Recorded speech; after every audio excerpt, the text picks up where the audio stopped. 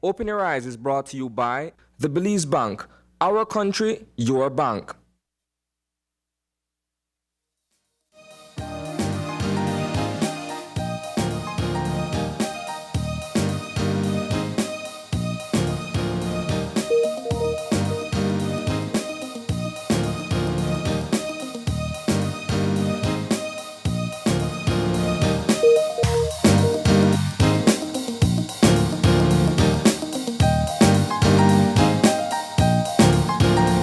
Good morning and welcome to Open Your Eyes. Start your morning right. I'm April Martinez. And I'm Paul Lopez. Good morning, and thank you so much for having us in your home. Good morning, Paul.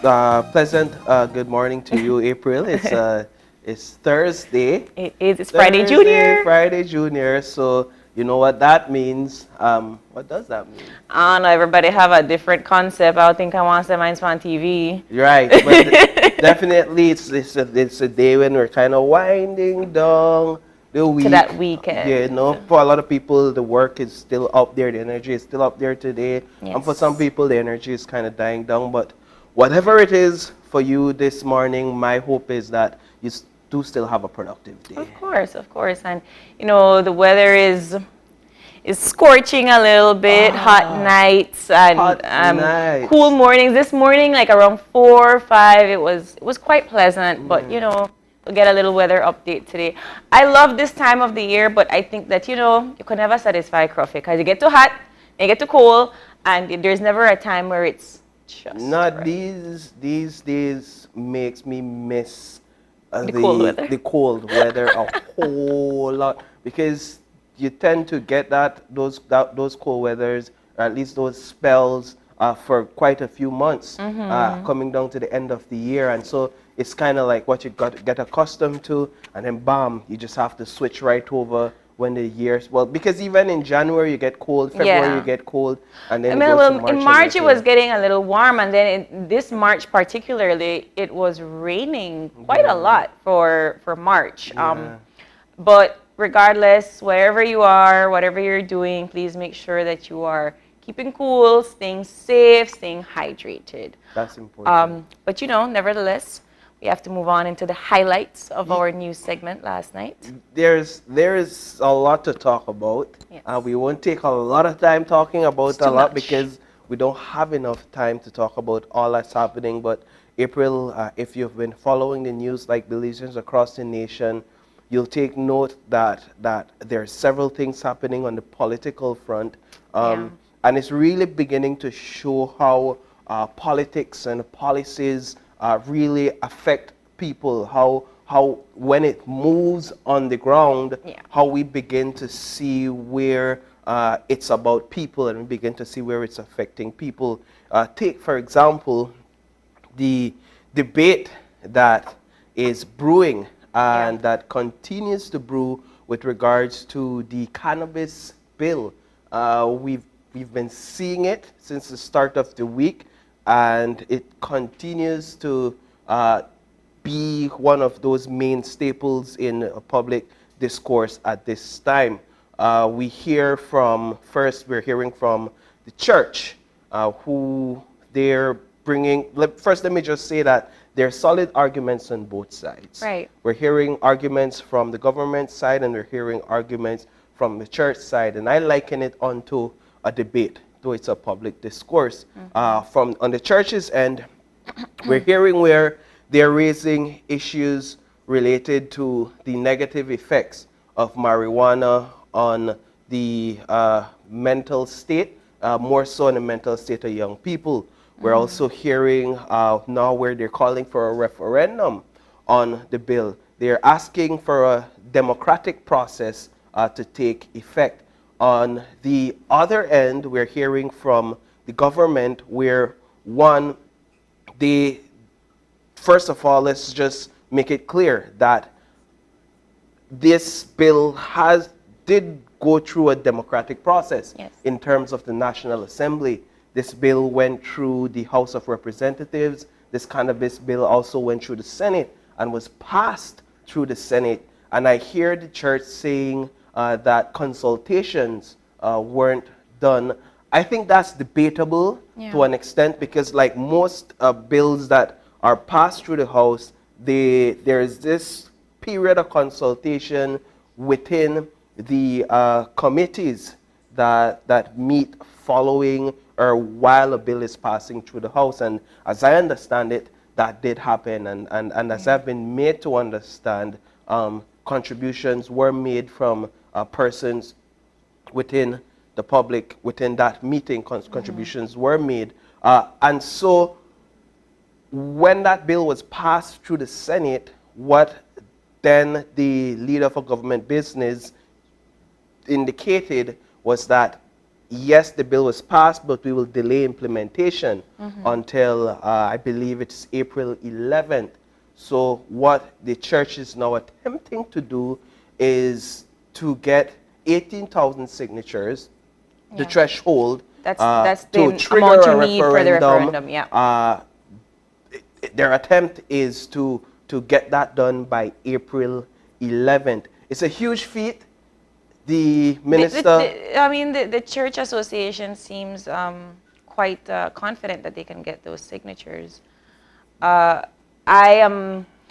always find it quite interesting that we live in not necessarily a church and state society, but the mere fact that we are able to have open dialogue between the church and the government, and the decisions that are made do affect us after a long period of time.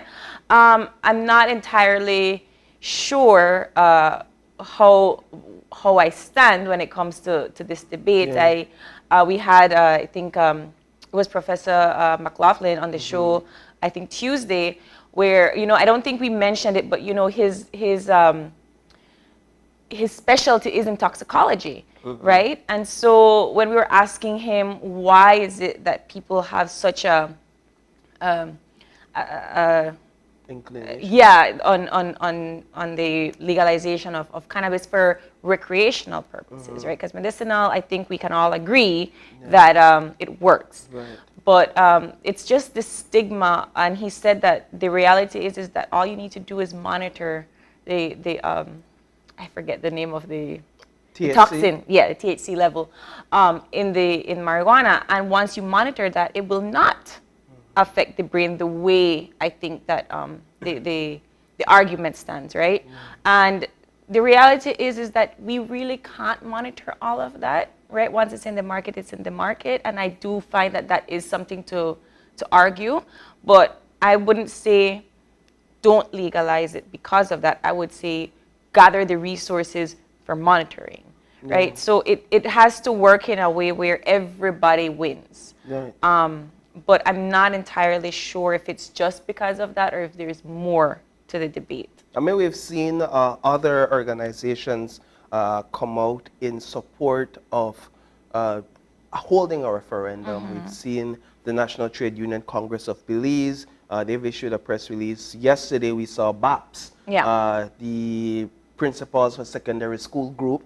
They issued a release also calling for the referendum. We've seen the UDP, the opposition. Yes. They said it's not required, but they will support it. Right, calling for a referendum, which really speaks to the fact that the church and their leaders, they're doing a pretty good job at getting information out, at kind of adding fuel to their cause. I give them kudos, that. They're doing an amazing job at that. When you look at their request and when you look at the Ministry of New Growth Industries push, essentially they're both following democratic processes. Nobody's doing anything wrong. No. When you look at the law, the cannabis bill, and the way it is structured, as far as I'm concerned, it covers most, if not all, bases on paper. Now, when you begin to discuss morality, that's when you begin to discuss right and wrong, apart from the legality of the whole issue. And that is where I believe, in my opinion, that's where the true debate is, whether or not, and it's a whole morality. I always argue the morality of certain decisions, because more often than not, we have these unwritten societal rules as to what is right and what is wrong. And in the back of my head, I'm always devil's advocate in the sense that who told us that this is right, or who told us that this is wrong, and where are we drawing these conclusions from?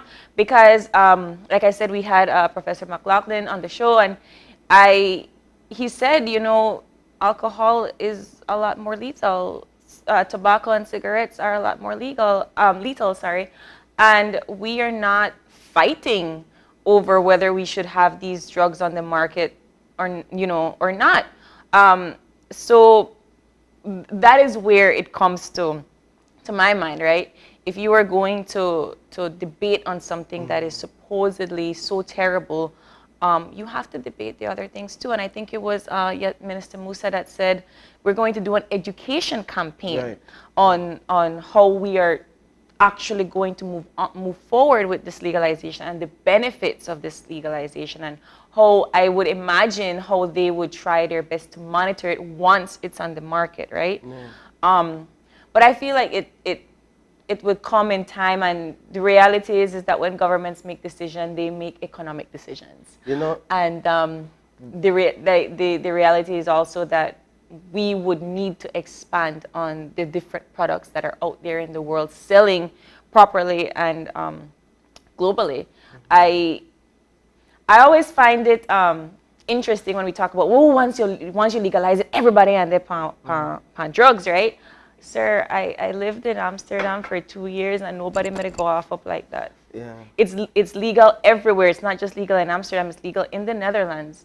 And I lived across a coffee shop, and there are no giant lines for people going in there to get high. Really and truly that the tourists would like it, more so than the citizens. So I think that it's a leap of faith that you have to have in your people to be responsible, just like COVID. That's a good point. And we have to move on and move forward for the benefit of our economy. We can't put eggs in one basket again. I think the church's point, however, on enforcement and monitoring, how much can we trust the government to prioritize enforcement and monitoring to ensure that it does not get into the hands of persons younger than 21. And I only bring up the point because my personal observation is we're having challenges when it comes to enforcement or regulations where alcohol is concerned. How many of our young people below the age of 18 can actually go into a store where the sign says no alcohol will be sold to persons under 18? And that comes back to the monitoring, Paul. Right. And so with that reflected in our society, I could see where there is a distrust when it comes to government properly enforcing. Can I ask you a question? Go ahead. When you were below 18, right, and you walk into a shop, and you pretty sure you bought some alcohol. Well, and you could buy a cigarette too. Wait. Yeah. Right? Were you ever asked for an ID? And not that I remember. No. Everywhere else that I have ever been to asks for an ID. Yeah. Everywhere else. It doesn't matter if you look 30 or you look 50. The point is they ask you for an ID. And something as simple as that would make a world of a difference, right? But the reality is that there's no consequence. Yes, the sign is up there, but there is no consequence on the vendor if they sell to somebody that is under 18. Right? So we have to do better. That it comes back to the monitoring, it comes back to the manpower, it comes back to the resources to make sure if you're going to do this, you as the government have to do it responsibly. And I get the whole worry, the fear, the doubt of it all, because you know, like we rightfully mentioned, our society does not do well with change. Right. Belizean society does not do well with change, and that alludes to the parking meters, that alludes to the bills that are being passed, the legislations that are being done. We're talking more openly about police brutality. Our society is not very good with change. So open dialogue about these kinds of things, I think, will make us more productive. Indeed, and so I appreciate the open dialogue that is happening in all corners of the nation. At this point, it's definitely something we'll continue to monitor. I wouldn't be surprised if the church and all these organizations supporting the church gets 18,000 signatures by next week. Honestly, that April, would be really. I wouldn't be surprised. I wouldn't be surprised either. My interest would be piqued at what happens after. Right. I would be very, very Right. because the government, the government right now doesn't see the point of a referendum, right? So if they were to get those signatures, I would really be interested to see the proceedings moving forward. Obviously, there'll be a delay in the whole implementation of the bill. But with that said, moving on, you also raised another issue that is of public concern, I would say. At this point, I'm beginning to sound like House representatives at the adjournment. Madam Speaker, I have a matter of public concern. But it's parking meters. We see again another public discourse taking place here. Should we have the public? Should we accept these parking meters, or should we not? I understand that it is in its pilot phase.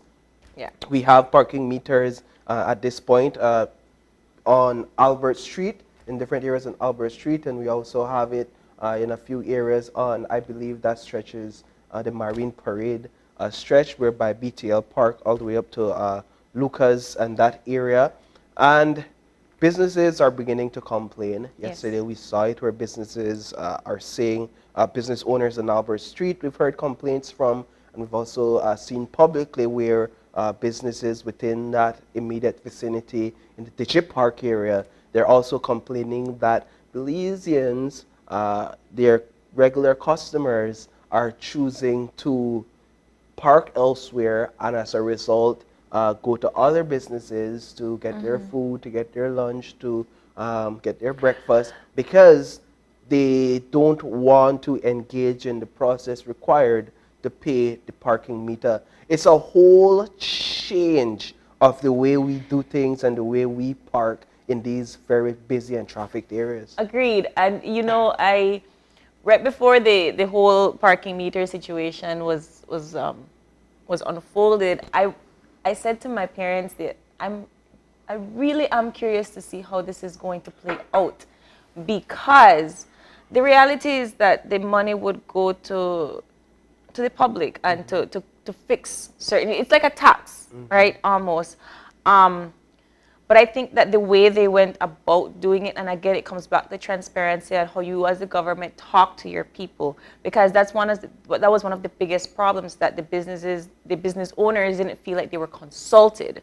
And because they didn't feel like they were consulted, they feel like this is unfair, they're losing, and so forth. But, you know, I find it very, very odd, because in my mind, right, now there's space to park. I can park my car without traffic. And on Albert Street. All places. I am not from Belize City, so I wouldn't know how it would affect business owners, right? But I was that Belmopan person. I never like drive to Belize City for the same reason of traffic. And so when this came to light, I said to myself, this is a good opportunity for parking on Albert Street without the hustle and bustle of, you know, having to worry about the traffic. And I also believe that people would walk. If you really want your dinner from this particular place, you will park and you will walk. But I also feel like we're not a stubborn society too. And because this was just kind of forced upon, I think that is one of the biggest problems. You know, again, the issue of consultation is raised, and it brings a question that we could ask. It brings a question, perhaps a lesson that anyone interested in politics can ask themselves.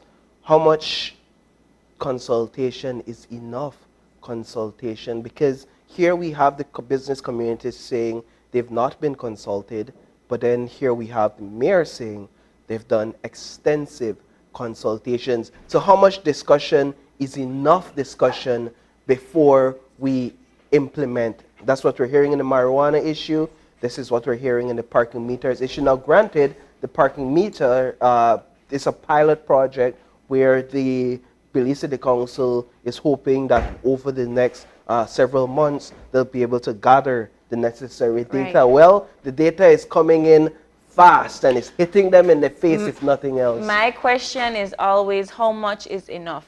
Right? That's one. And then two, if you are going to be a leader for a particular area, for a particular group of people, for a community, and you expect the results to be happy, or you expect that the people will be satisfied, you can't make decisions without the people. Otherwise, you both forget one upheaval from the community, and that's exactly what's happening now. I feel like this, again, I don't believe it's a bad idea. I personally think it is good. It's good for traffic, for, you know, all that good things, but you can't make those kinds of decisions without consulting your community, because you're not get elected against her. And the politics of Belize is always based on who we know, right? So if my friend think not a good idea, I'll do it. No. And we have that political culture that is like ingrained in our society. And for the most part, it's beginning to change because people are a little bit more aware, right? So I'm hoping that there will be another round of consultations to the people that are complaining the most, and try to find a solution. Well, what I can tell you is that a public meeting is scheduled for tonight. And so well, today. I'm today. not sure what time. We haven't been able to confirm what time that public meeting, but at the House of Culture, there will be a public meeting today on the issue, so we'll see what comes out of that, April. Well, we hope so, right? We hope so. As always, these things affect us. Interesting times. I'm happy that we are understanding that they affect us. Yes. I love the power of the people. Indeed. But we have to move on with our show, and we hope that we are able to inspire you with a little bit of dialogue, and we hope that we can get you motivated with our eye-opener for this morning. And our eye-opener is taken from dailyom.com, and it goes like this. Using our spiritual vision, we can look deeply into the inner light that guides us, seeing clearly what is not visible. Hawks have the power to soar high above the earth, giving them a perspective previously only available to the inhabitants of the heaven above.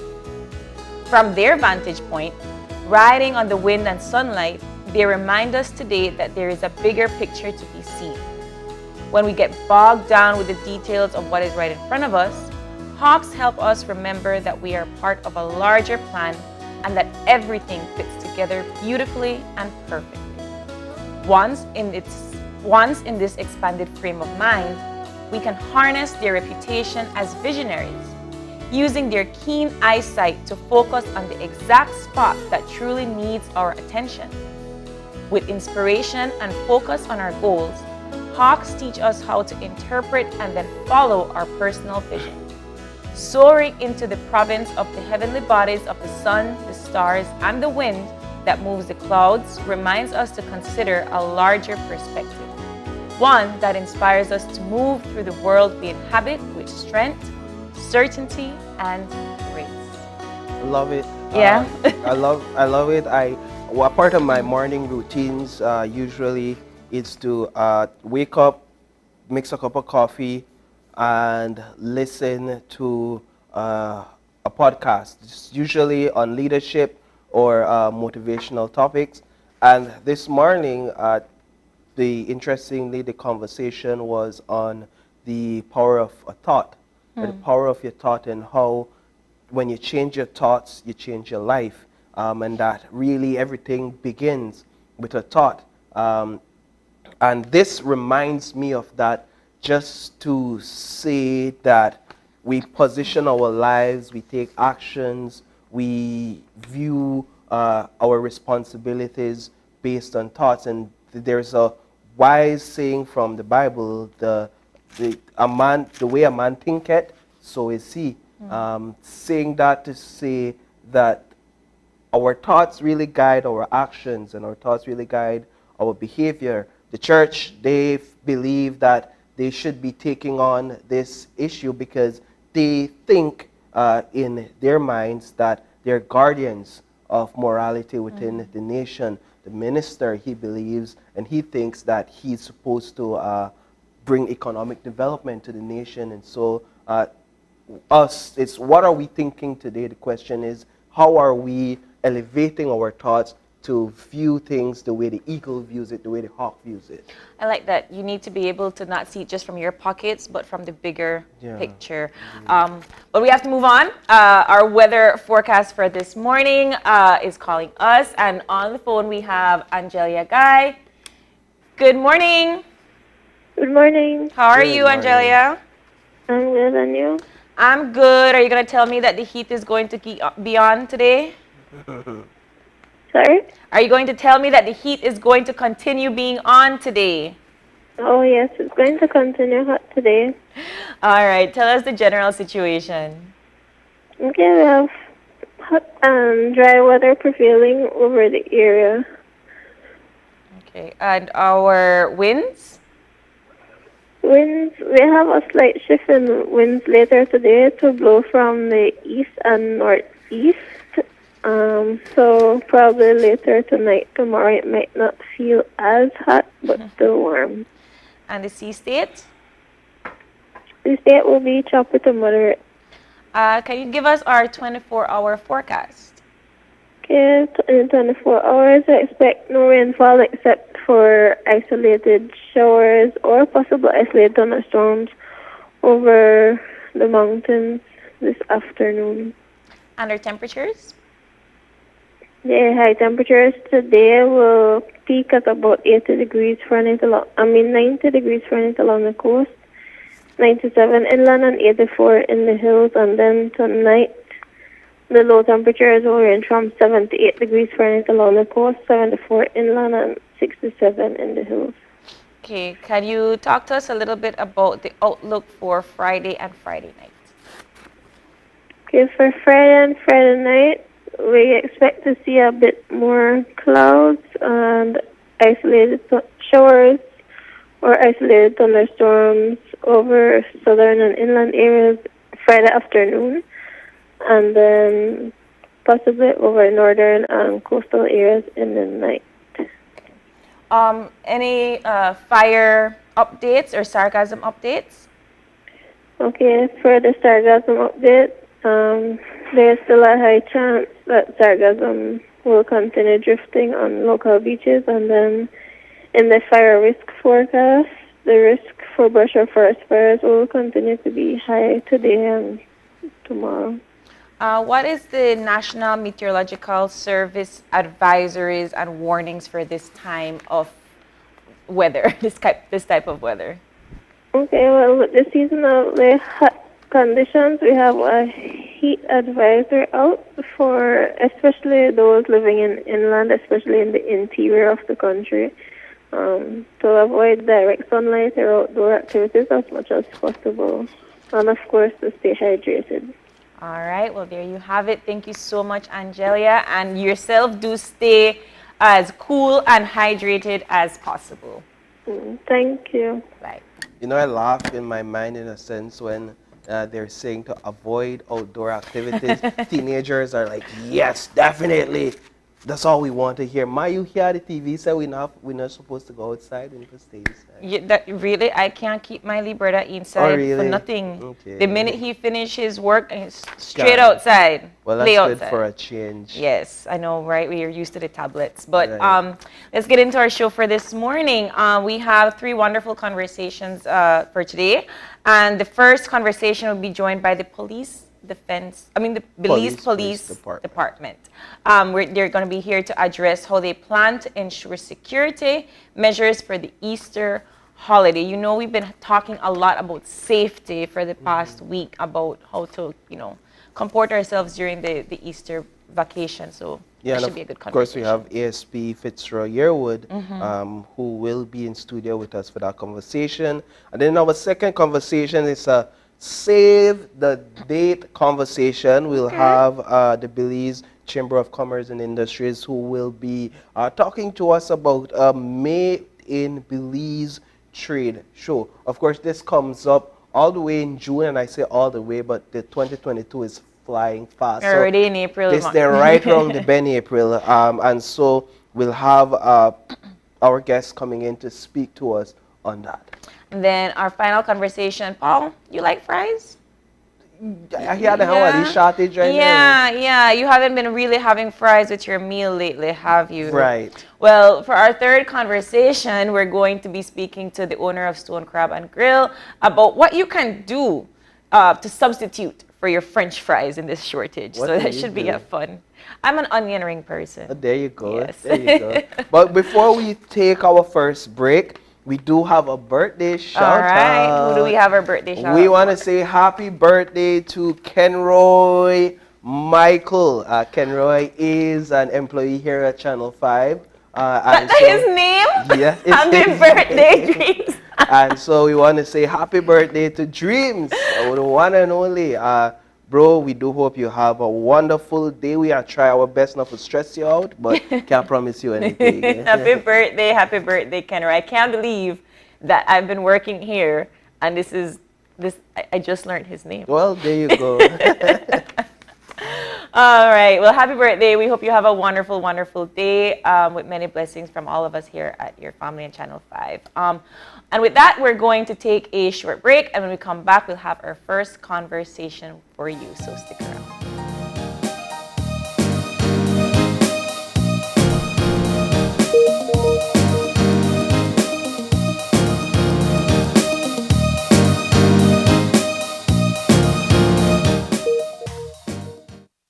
Hola usuario de eCash, la aplicación eCash está disponible en español. Cambiar el idioma de tu aplicación de eCash de inglés a español es rápido y sencillo. Deja mostrarte cómo se hace. Primero, abre tu aplicación eCash. Introduce tu PIN. Toca el icono More en la parte inferior de tu pantalla. Selecciona Security. Selecciona Language. Y luego selecciona Spanish. Vuelve a introducir tu PIN y ya está. Tu aplicación de eCash está ahora en español y puedes seguir disfrutando de tu cartera digital eCash. La aplicación eCash de Belize Bank te hace la vida más fácil.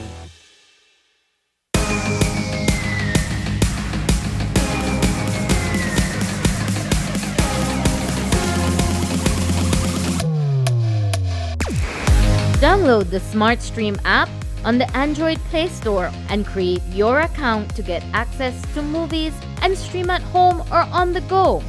Prepaid customers can purchase regular data packages or get a discounted rate on a special SmartStream package by dialing 7737. Postpaid customers will be billed monthly.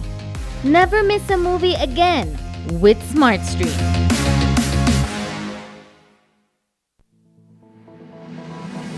Applying for a Social Security sickness benefit? Here's what you need to know.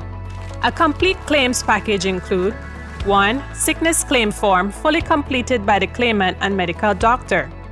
2. Salaries record form completed by the employer or HR representative.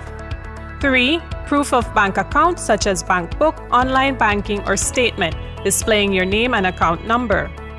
To submit via email, you need to take a clear photo or scan of the documents and email to claims@socialsecurity.org.bz. Be sure to include your full name, social security number, and benefit type in the subject line of the email. Or you can drop off all completed forms into the Dropbox slot at the nearest branch office. Deadline to submit is 14 days from your first day of illness. All forms are available on the website at www.socialsecurity.org.bz. Social Security Board, safeguarding you, your family, your future.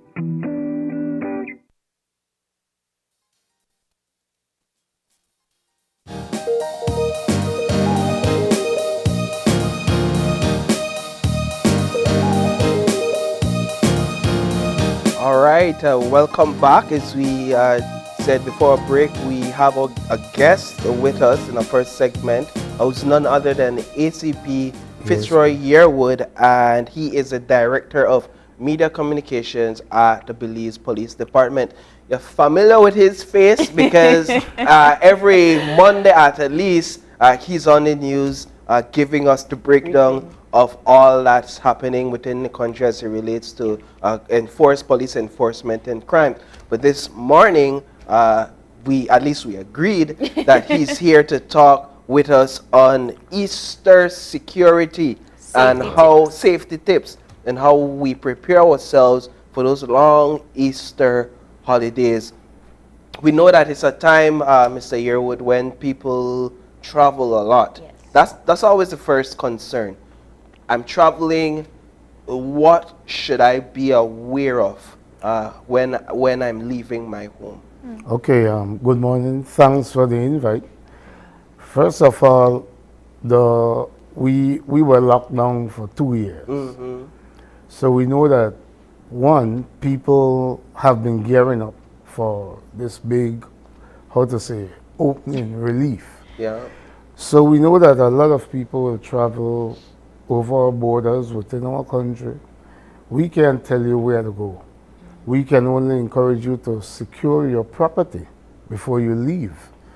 One, if your house have burglar bars and so forth, we ask you to check that these things are properly reinforced.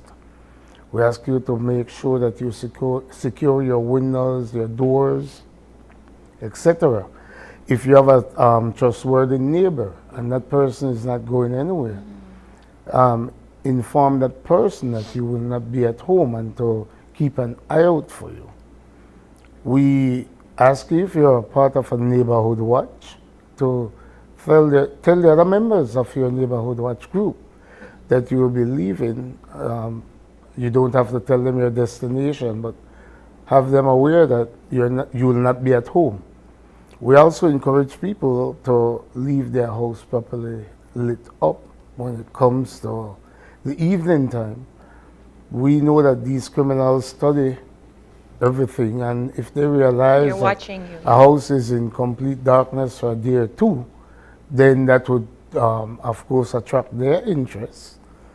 And we wouldn't want anyone to come home to an empty home, actually. What does the data suggest if the department has been able to take note in terms of an increase in activities, criminal activities, specifically burglaries, over this period? First, we cannot compare because of the lockdown, but what I can tell you is that we never let our guards down. One, we know that a lot of people will be out consuming alcohol. We try to encourage people that if you're out consuming alcohol and you don't have a designated driver, to have at least use public transportation, and in some cases even walk. If you go on the islands, the Keys, or even south to Placencia and these other attractive places for the holidays, we are asking you to walk as much as possible. One, to decrease, especially when it comes to road traffic accidents. And without the Easter break, we have seen an increase in road traffic accidents, especially with alcohol being a main factor. We know that a lot of people will be consuming, and we just try to encourage people. We have our public awareness time that we had our officers out on Friday. Countrywide, they were distributing flyers and pamphlets about how to keep safe during the Easter. I know that on our Facebook page, we also have tips to encourage you how to make your home safe. And we even give you safety tips about when traveling, especially if you're operating a vehicle. We try to discourage people from using their cell phones, especially to send these long texts. And it's really posing danger for you and the oncoming driver. One, we also try to encourage people not to have children, especially in open water, unattended, one. And we also ask that even if you're an adult, to avoid swimming if you have been consuming alcohol. On the most part, we realize that alcohol is a major factor. During any holiday or vacation time.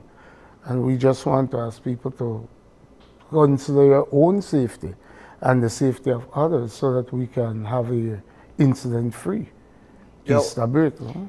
No, I would imagine that there is a lot more. I know that the public has to have their responsibility.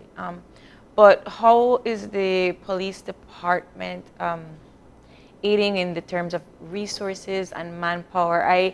When you talk about tourist destinations, especially the Keys and the coast, you know, the departments are small. And how are you monitoring the patrolling in those areas? I like that question. And first of all, allow me to say thanks to my members of the Belize Police Department and other frontline workers. It has been a long time. It's very tedious. We didn't take a break during COVID. My officers, myself, work from Sunday to Sunday in keeping Belize safe. Every season, we have extra patrols. For the Easter, our extra patrol already kicked off. We cannot wait to put that in place on Holy Thursday. So you will see an increase of foot patrols, motorcycle patrols, even checkpoints. You will see a deeper police presence. Where we get these officers from? The woodworks. Yeah, we bring them from their offices, and then that would slow down other processes, administrative processes. That's good to know, because, you know, when we are out in the road and in public, we don't see the majority of the officers. We always assume, oh, only one or two at the Panelli roadside, so not happen. And then all of a sudden during the seasonal holidays, you get to see more of them. Yes. And like you said, the resources, we have been managing with what we have, but a lot of people don't understand our police vehicles don't really park. They operate 24 hours. And sometimes I hear the public criticizing the way the vehicles look. But we try our best. The terrain in Belize is not always perfect. My vehicle knows that very well. Yeah. And just yesterday morning, I was traveling on the Philip Golson Highway, and I saw a taxi with the entire driver's front wheel broken off. So we know that, yes, we do have some good streets, but we have some bad ones. And our officers will patrol these streets 24 hours a day. You will see our specialized units come into the city and into these touristic attractions. And we are just asking the public to be nice to our officers. Not to interrupt, but you raised an interesting point when you made mention of the fact that your officers have been working throughout COVID-19 non-stop. And now here they have to sort of elevate their responsibilities to care or at least protect Belizeans for this Easter holiday, which is some 5-6 days of intense non-stop patrols, monitoring, etc. So that adds on to the stress that they just came out of, probably still in due to COVID-19. One, what are you telling your officers in terms of their interaction with citizens? And two, what do you tell citizens? You're saying be nice to police officers so that we don't see reoccurrences of incidents that we are seeing of late of police versus civilians in intense and heated altercations. I think I tried to explain that at length in an interview on Monday, where we must understand that every action is equal to opposite reaction. And I ask my officers to always take the easy approach. When you approach a person, you don't know what kind of day that person was having or is having, and you don't know how that person would react. I always encourage my officers and to be as professional as possible.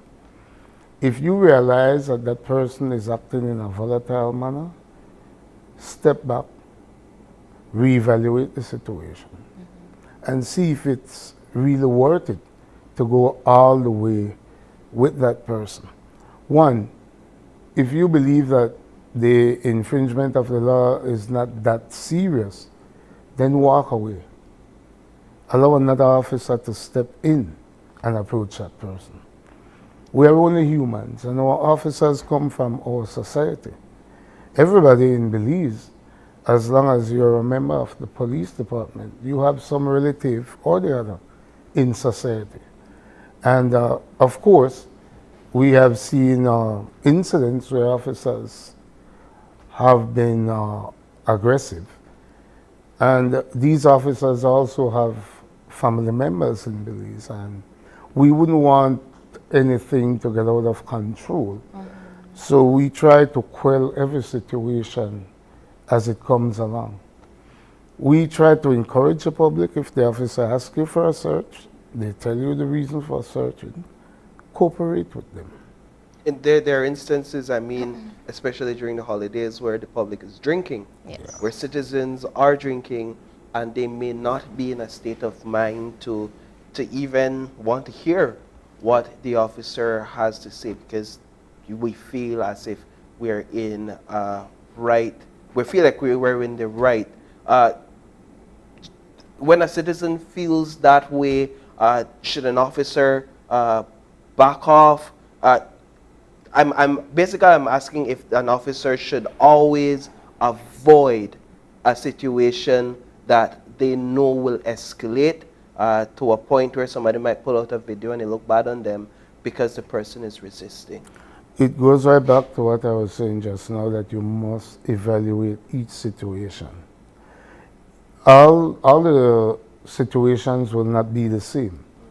And if you see that it would get volatile and you're outnumbered, the wisest thing to do is either one, call for backup assistance, or two, you walk away and evaluate and observe from a distance. The thing is, we're trying to encourage officers not to get into these back and forth. And we know that we're living in modern times where everybody device automatically makes them a professional cameraman. And everybody wants to post a video on TikTok and YouTube and all the other, Facebook, Instagram. Don't put yourself in a position to star in anybody's bad video or embarrassing video. So then that goes back to my question about resources. How is the department working towards getting something as simple as a body cam? And I know that comes with a lot more than just me asking about a body cam. But it would kind of it would shy away from these kinds of situations where, in the hands of the civilian, because they're the ones taking the video, it already looks bad on the officer. So how then do we man those resources for the police department to say, hey, this is the entire footage, this is what happened? What I like about you is you jump straight to the end. I was about to tell you about our body cams, but I like it. I like it. It's encouraging. Our officers do use body cams, and on every tour of duty, we have what you call a posting. And on that posting, it tells you exactly which officer is carrying which equipment during their tour of duty. And yes, we do have footage sometimes when these situations arise. I hope that one day we could reach the point where every officer could afford to wear a body cam, but of course, resources like you mentioned. But for the most part, especially our operations unit, we have officers using body cam 24 hours a day. I just think that for not just for the purposes of having the evidence, but it would hold them accountable, knowing that, hey, if I go do something or say something, it's right here, and this is the evidence, this is the proof that could land me in consequences, right? And when they're wearing it, they can't actually turn it off physically themselves, you know. So for the purpose of clarity, they would be, one, they would have their own evidence indeed, and two, it would show that there is no way that they can alter that tape or edit that video. So we do that, we have that. We have documentation officers where they are responsible to document everything that they do during a tour of duty. And all this information would be sent up in a real-time fashion. It wouldn't be sent up at the end of the tour anymore. It comes in real time because we have several blog sites. We actually have these chat groups that as something is done, they send it to you in real-time fashion. You know, I'm glad we're having this discussion simply because during the Easter holiday, that's when the public interacts a lot more with police officers, and so it's important to hear some of how police officers can restrain themselves as well as how the public can restrain themselves. Let's talk a bit about traffic and traffic monitoring in terms of what the public can expect in a period where officers are more aware of the fact that people will be drinking and driving. Will we see an increase in police checkpoints? When you reach a checkpoint during this time, what is the expectation? Will it be any different than ordinary checkpoints? If you realize, I opened by saying drinking and driving is a no-no. We will not expect it because it's direct violation But I of the mean, law. be real. I'm being real. We will be making arrests in some cases. If you approach a checkpoint or police even see you operating a motor vehicle and consuming alcohol, we need to put a stop to it. It must be done, and we must take it seriously. So then what would... One beer could alter your blood alcohol level so bad that you could end up losing your life and costing other people their life. So when it comes to drinking and driving, it's a no-no.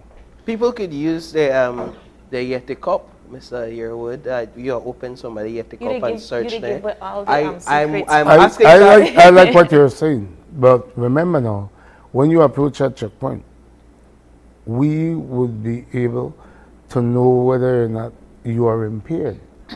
If you are somebody that your alcohol tolerance level is so high that you can get away with it, well, lucky you.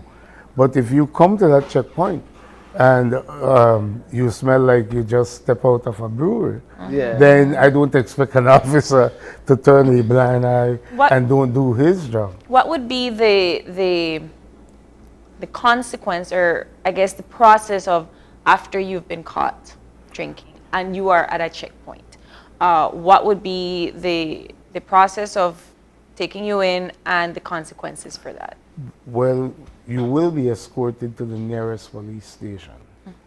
And when you know that you will not be able to drive any at all for that day at least, and then that officer would have to do his test, take you whether or not you cooperate in giving your blood or urine sample voluntarily. It's up to you. But the officer, we do have a process that you have to go through. And if you do not cooperate, it's on you. But our officers could detain you for up to 48 hours. Breathalyzer, is that any consideration at this time? We use that also. Like I said, we have several ways to test and verify. Let's go now a bit over to parties and social gatherings. Over the last The 2 years, mandates have as been you've lifted. rightfully said, people have felt suppressed and depressed, not impressed. with how the regulations have been restricting in terms of social gatherings. And now what's happening is that we're seeing a lot of events being advertised. Now, this is just for you to reaffirm that, in fact, there is no regulation in place that prevents anyone from holding social gatherings, from holding parties, and there isn't necessarily a limit, correct?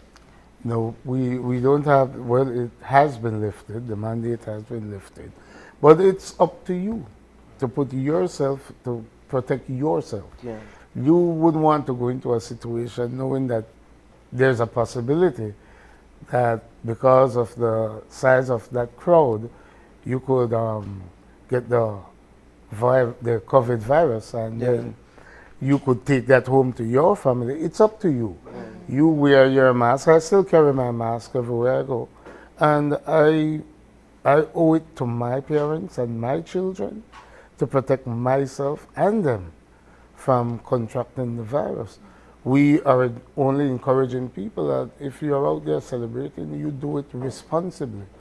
It's your responsibility to protect yourself. We don't need a law to force you to protect yourself at all times. Well, coming back to the large gatherings and people that are now able to host parties and so forth, are there any noise regulations and so forth? So for people that are playing loud music in a neighborhood that, you know, don't really want it, are there any reinforcements for that?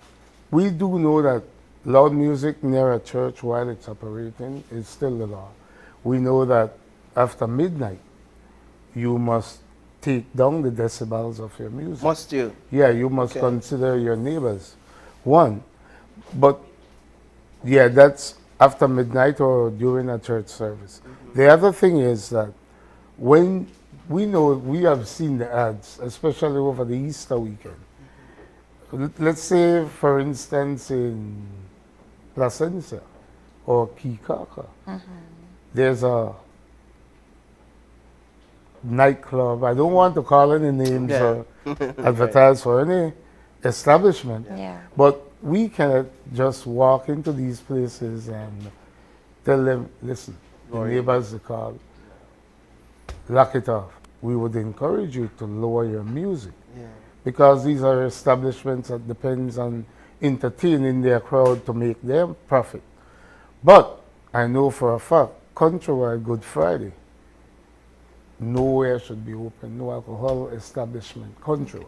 Yeah, that's a good reminder for people, you know. So Good Friday, the law is the same. Yeah.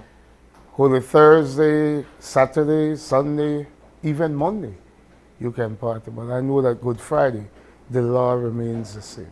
You know, it's interesting with the noise when it comes to these established business places like the nightclubs and the bars. I really believe they should be in a place at this point where we have soundproofing for most of these establishments, at least a room. And I think we were advancing to that place at some point, and then we kind of digressed for some time, where you have at least one room where you play your loud music in your club and it's like a dance floor, and then outside you could have. But what about people that are hosting parties? What about residents that are hosting parties? Like I said, the residents that are hosting parties, you have to consider your neighbors. Especially after midnight, everybody wants to be in their bed. Yeah. And if your neighbor doesn't consider you, we have 911. Yeah. I mean, dial 911, dial 922, have the police come over. Speak to your neighbor on your behalf. Speak to your neighbor too. It's a prevailing issue, that noise issue, and I don't think it's only during the Easter, but definitely during the Easter. You get a lot of calls. Yeah, we get a lot of calls during the day, and we are encouraging parents to monitor their children also with cell phones. These children call the 911 so many times. As prank calls, you mean?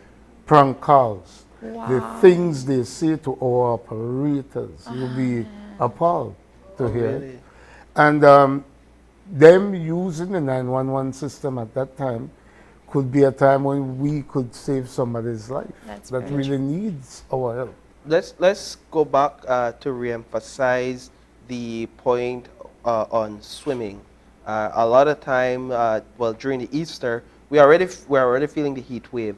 So residents, citizens, Belizeans, they go to these water holes, they go to the river, they go to the beach, and swim. Unfortunately, we hear instances of drowning during the Easter because of the migration to the coast.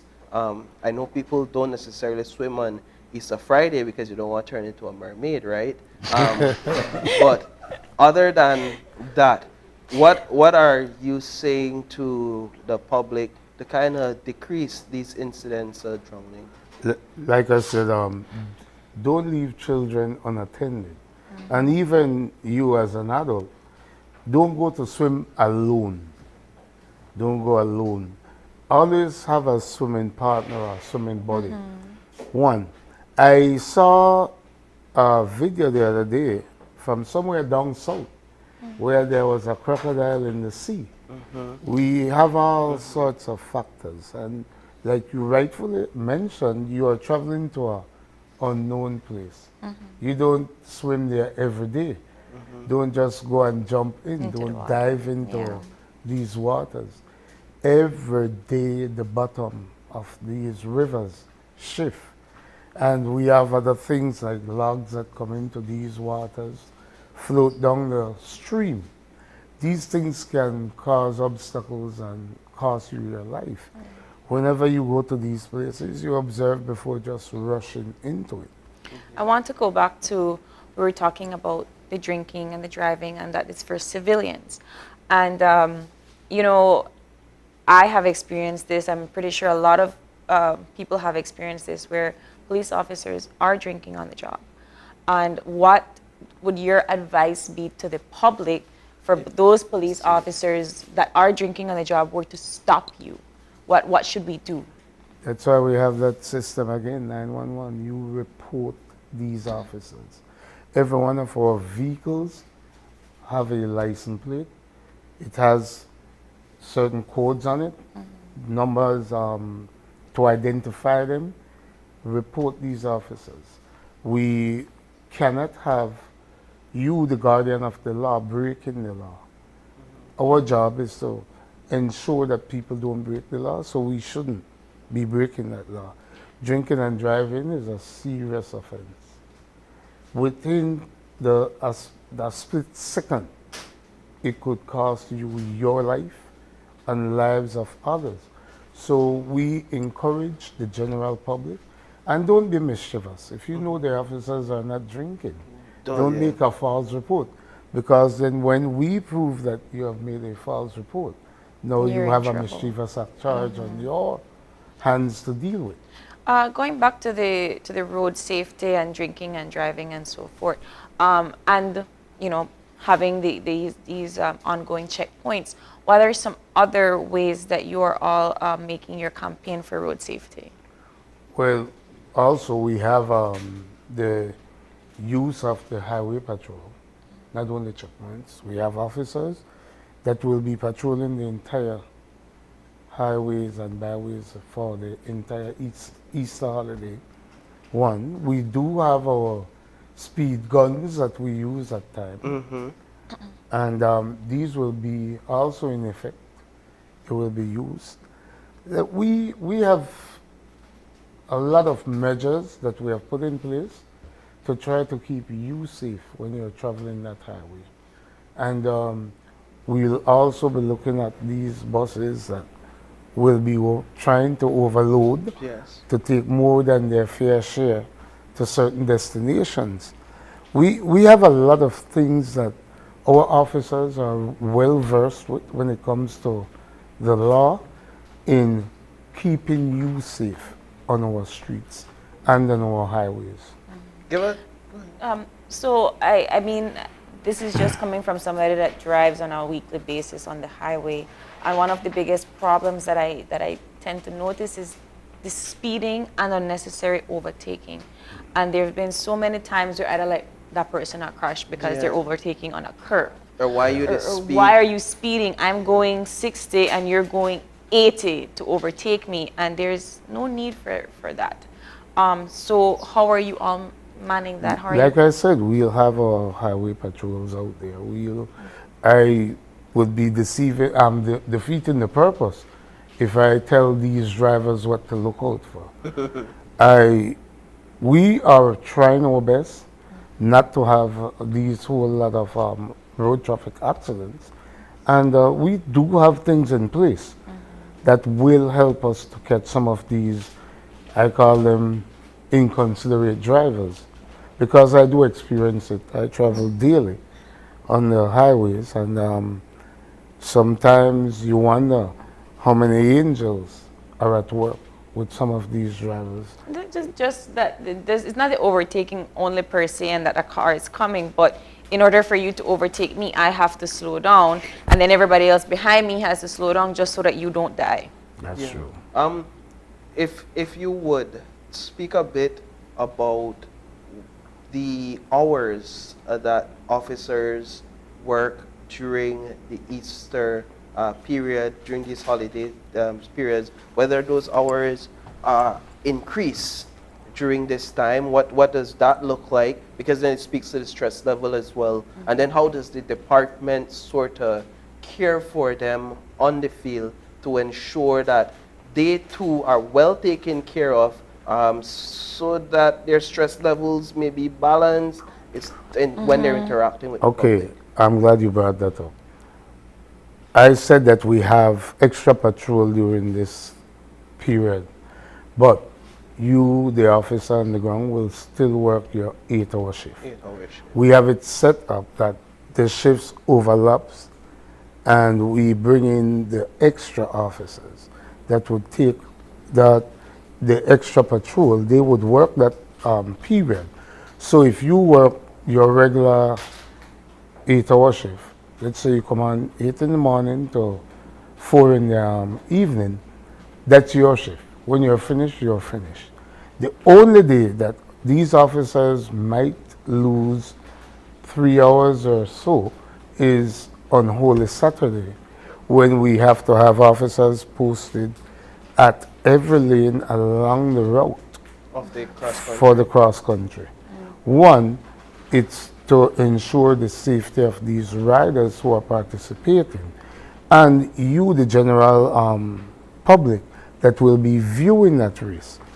We only ask officers that are not on actual duty during that period to come out probably on their day off time to give us 3 or 4 hours the most to police this race so that we could have it go incident-free.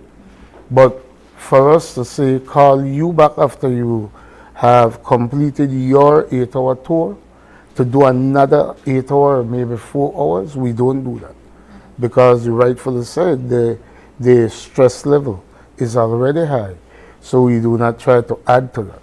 What's the protocol for dealing with minors? So the groups of minors caught drinking, for example, in public or at little gatherings, home gatherings, with friends, perhaps no adults around.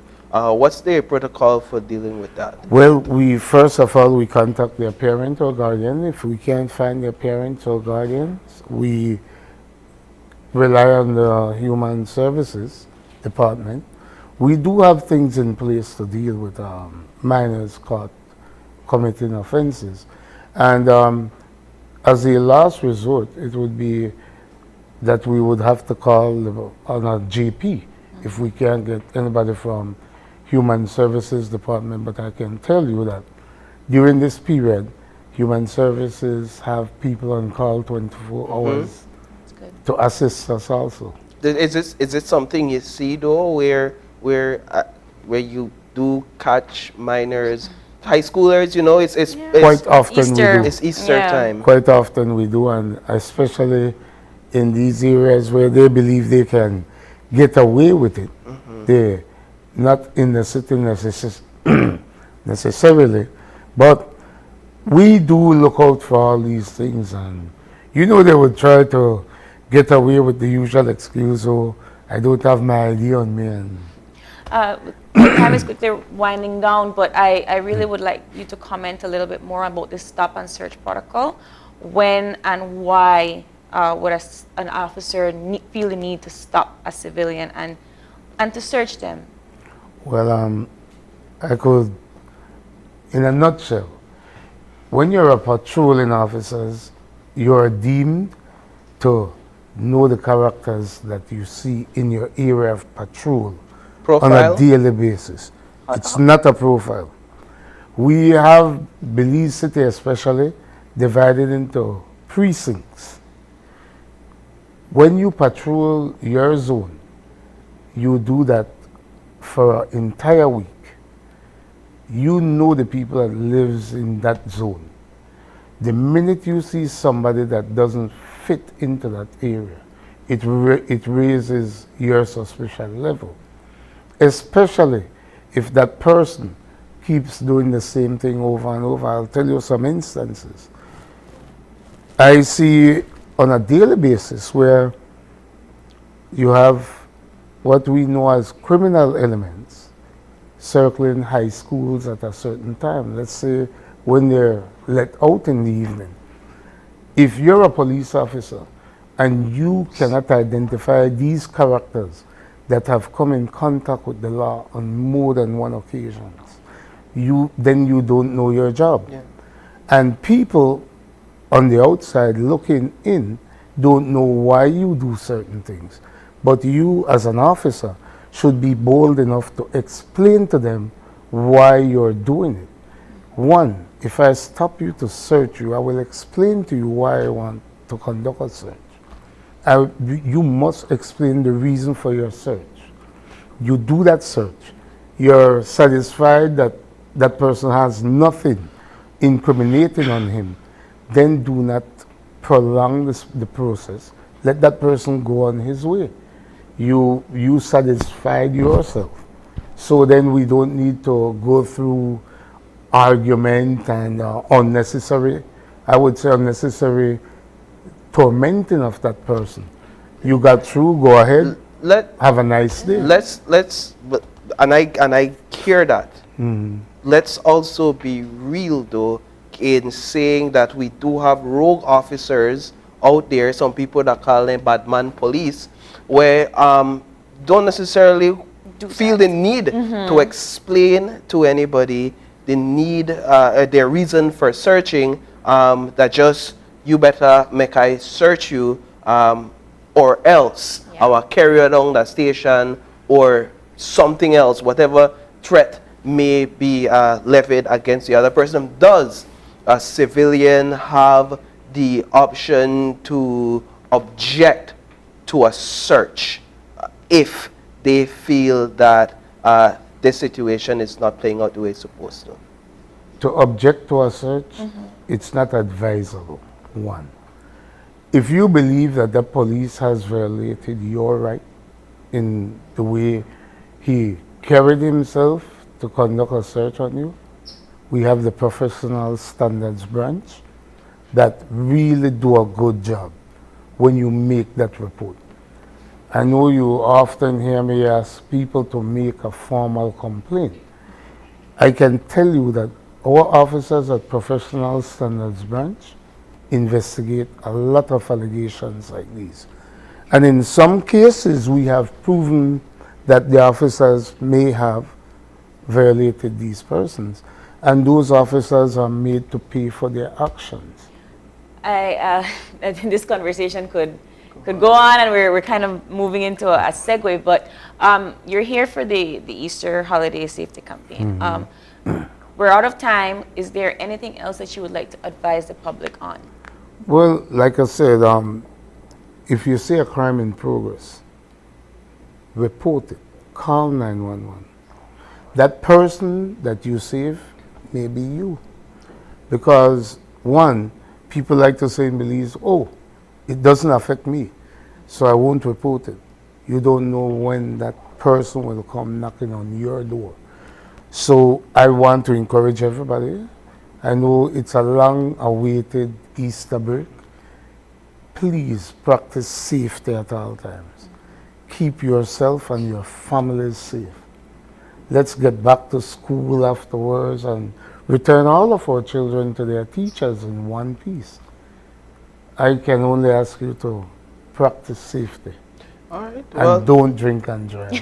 Perfect. Well, thank you so much, ASP Earwood, for coming in, talking to us a little bit about safety tips. We hope that people attain to those tips, and of course we want everybody to be safe and to come home after their holidays. But with that, we're going to take a short break, and when we return, Belize Chamber of Commerce Industry is here. Made in Belize. Made in Belize. I can't wait for that conversation. Stay tuned, live on Channel 5.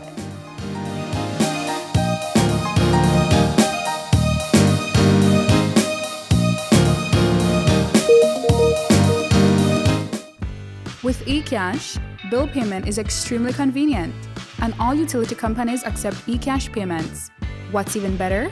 You get to split bills with your roommates, siblings, or whoever you desire.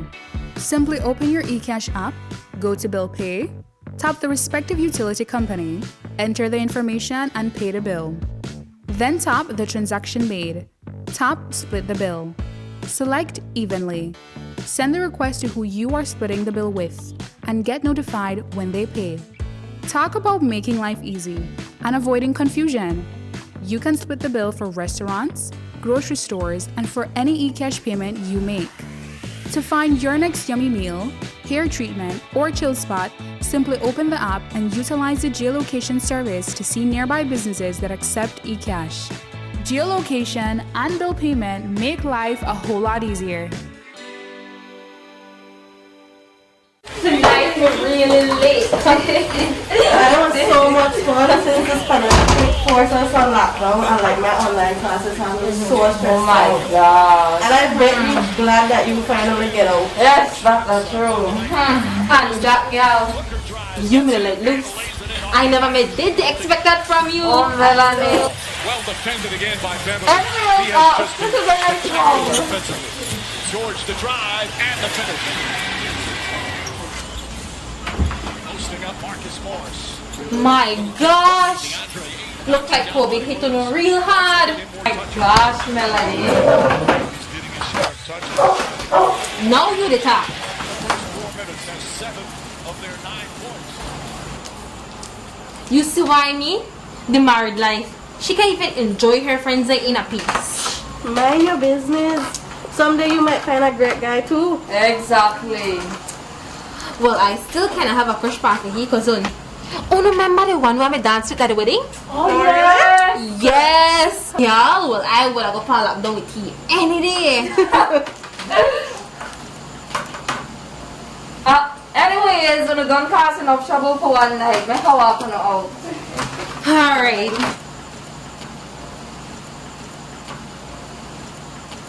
Now I believe I have to get that place at 5 o'clock tomorrow. Bye. Bye.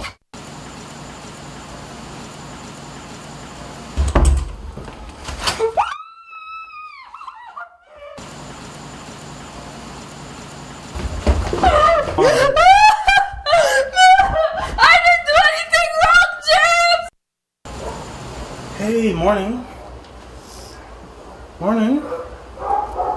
Your friend Melanie bring this for you on the way to work? Check it. Check it. You have to be more appreciative. You got some nice friend.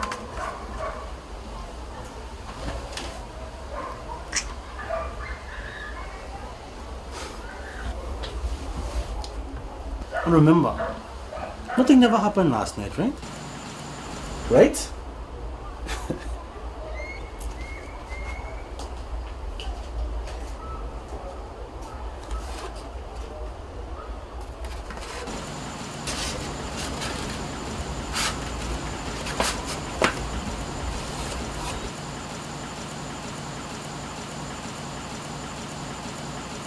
I love you, Jack. You have to do this for you. There's nothing to fear but fear itself. Your future self will thank you.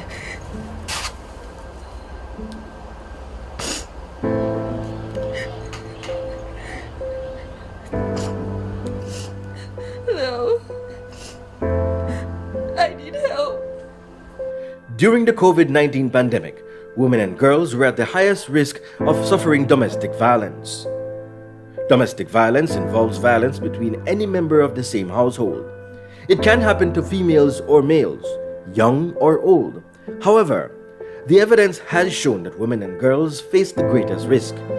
That risk has heightened due to the impacts of the pandemic, including job losses, mounting stress, and restrictions to movement and recreation. We can all help to combat violence against women and girls during the COVID-19 pandemic.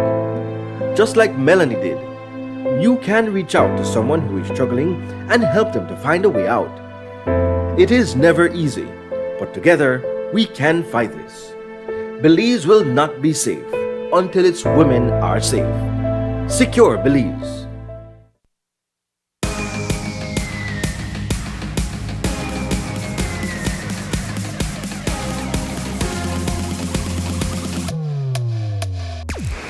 Download the SmartStream app on the Android Play Store and create your account to get access to movies and stream at home or on the go.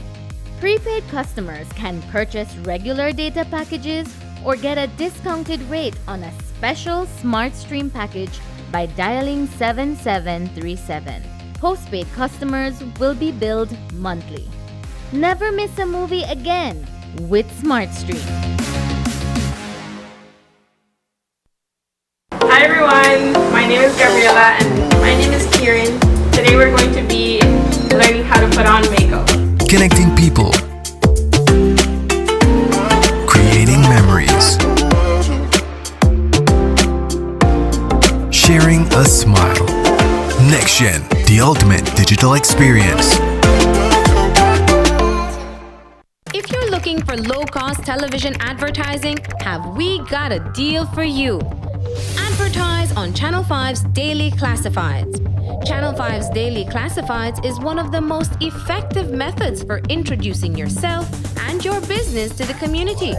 Use our Daily Classifieds to recruit employees, promote specials, promote your products or services, promote a business opportunity, increase traffic to your website, and advertise items you have for sale. Let us help you save valuable time and money. Call us today at 223-0146 or visit us at our offices on Pony Drive to discuss how we can help your business grow affordably. Channel 5's Daily Classifieds. Advertise today. When someone you love becomes a memory, the memory becomes a treasure. Channel 5 introduces the Daily Obituaries. The Daily Obituaries will broadcast all death and funeral announcements and memorials to honor your loved one's life and memories. The Daily Obituaries airs on Channel 5 prior to the evening newscast, with subsequent repeats at 10 p.m. and 12 noon the following day. It will also be placed online on our social media platforms, all for a standard package fee. Celebrate their lives and memories with Channel 5's Daily Obituaries. Honor in life and reverence in death. Dwayne Moody, Isani Cayetano, Marian Ali, Paul Lopez. Your News 5 Belize teams do whatever it takes.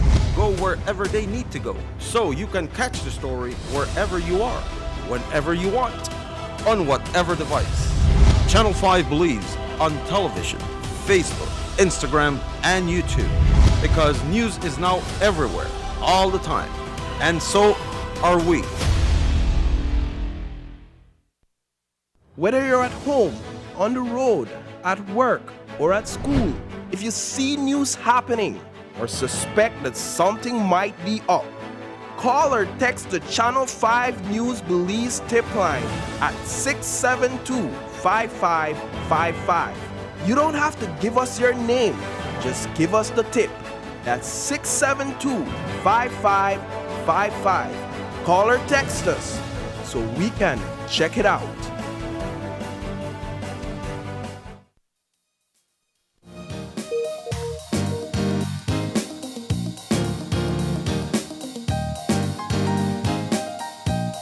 we are back with our second segment for this morning. Joining us in studio, we have Ms. Yorshabel Katus, who is the manager and member of relations at the Belize Chamber of Commerce and Industry.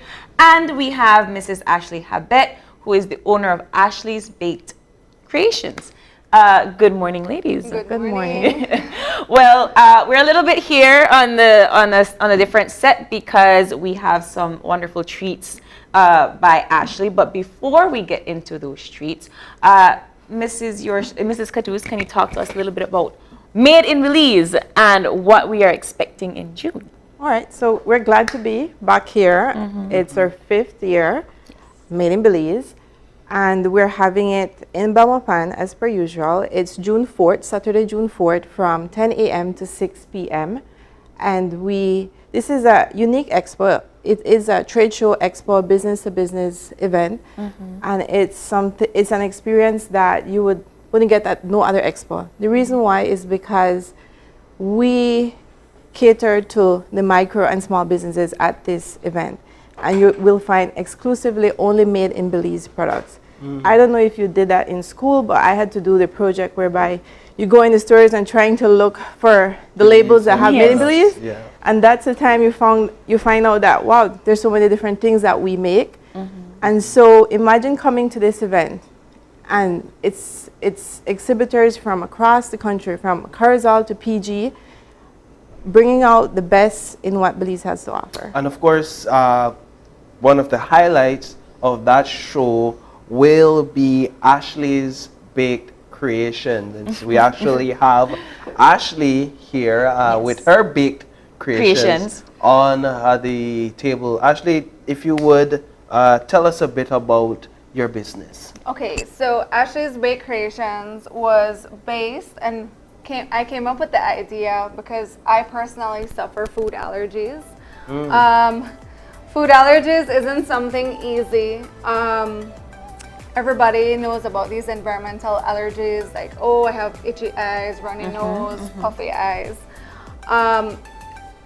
It's a little bit more complex than that. Food allergies is something very serious. It messes with your digestive process. Actually, in my personal experience, I had severe reactions to the point that I felt I couldn't breathe. I had swollen face. I felt like my windpipes were closing every time I consumed a product, and I didn't know what was happening to me. I was sharing with Ms. Katus this morning that I had allergies for about a month, and everything I consumed, I got swollen. I told her some points I would just look at my mom, because like when you're going through an allergy attack, your mind becomes so confused. Like I used to just give these stare, to my mom, and she's like, oh, you're having an allergy attack. And I told her all I could do is look at her and nod, because your mind completely gets fogged out. And anyways, so during COVID, a lot of people came out with a lot of new business adventures and products. And so after not having sweet treats for 2.5 years, 2.5 years, nothing. Due to your allergies. Yes, I can't have any packed shelf cookies, chips, anything that's pretty much, because I have allergies. Well, I had allergies to preservatives and to artificial coloring. So I had to come up with products to consume that I can have. So these products don't have any dairy, they don't have any soy, no corn syrup, no butter, and no nuts. That's interesting. How do you keep the texture in your I actually use oil. Okay. I use either olive oil or coconut oil. Wow. And then, well, of course, the trial and error, right? Right. So tell us a bit about some of the products you have. Okay, so on the table here today, we have banana muffins, oatmeal banana muffins, oatmeal chocolate chip muffins, mint chocolate chip cookies, sugar cookies cut out in little Easter shapes. And we have ginger cookies. We have them in cutout shapes, and we have them in chewy. And we have chocolate cupcakes with chocolate frosting and strawberries. Now, Again, all dairy free, nut free, soy free, corn syrup free, and butter free. I'm sure April will get a chance to try them eventually. You but too. And all of them are made from all natural ingredients. So no preservatives, no artificial substances. Yeah, it's this type of innovation and creativity, Ms. Katus, I would imagine that the BCCI promotes and hopes that more Belizeans engage themselves in. Now, while Ashley's baked creations will be one of the highlights at the trade show, understand that there is also opportunities for other Belizean businesses to join the show? Yes, most definitely.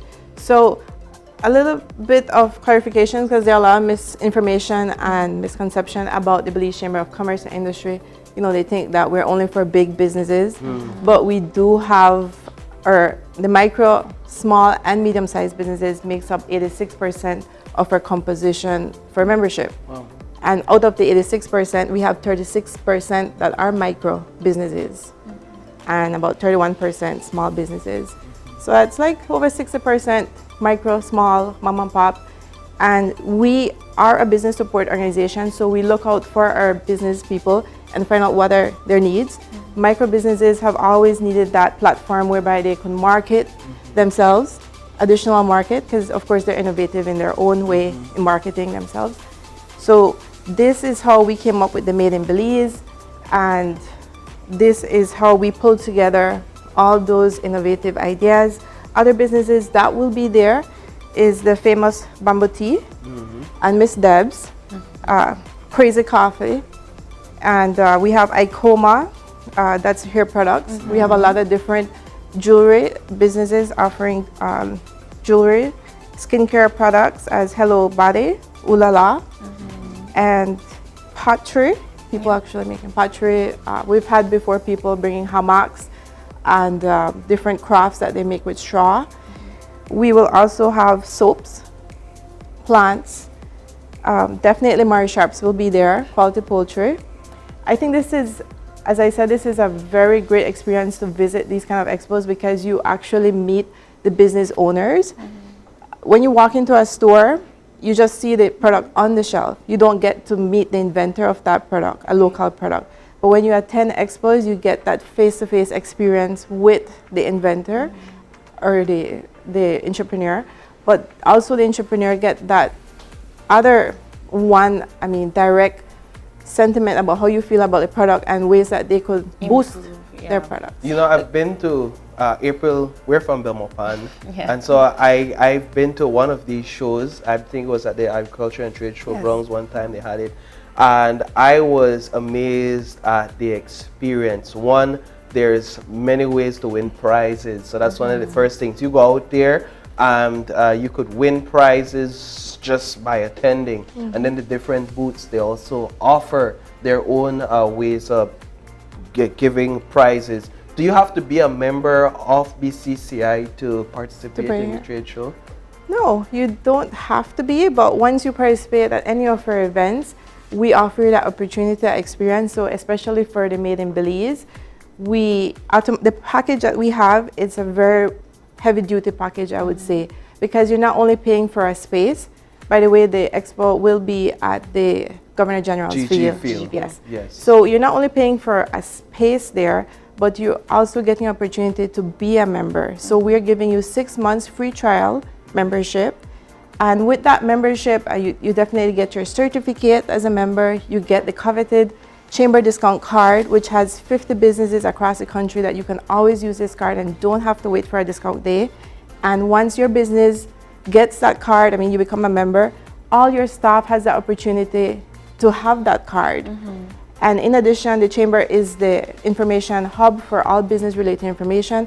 I think we're the only association body that issues daily communication to our members, that they actually tell us, please stop, it's too much.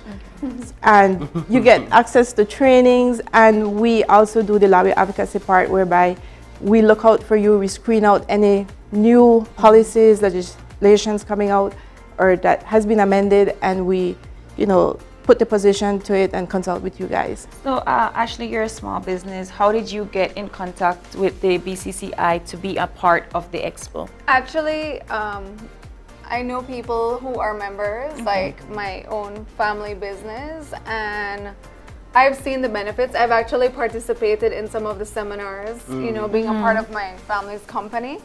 And yeah, they offer really nice. But okay, so for a small business that no people, how can they get in contact with you to become a part of this expo? Sure. All right, so you just WhatsApp us 614-3138, and then we send you the information as to the map and the booths that are available. As I said, we have reasonable booths starting at $50, but it's not that, it's just a space, as I mentioned. You even get to be on a Made in Belize directory at the end of the event, and that is circulated locally, regional, international partners, so that you can get that connection. At our expo, it's not a one-time business-to-business connection. We are trying to push you out there so that you can get connected, so the connection continues.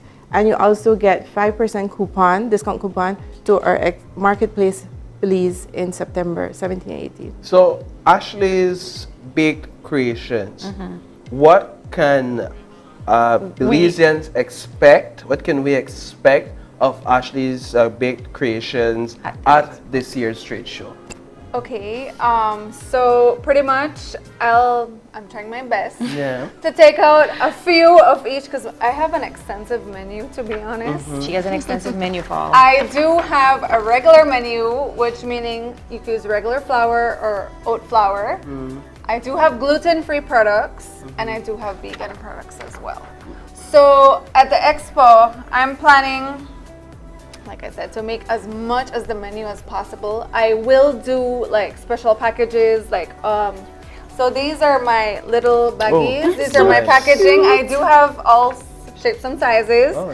And if you purchase like a bag of cookie, you're gonna get a discounted price, or you can choose to purchase them individually. Okay, so the prices are on here.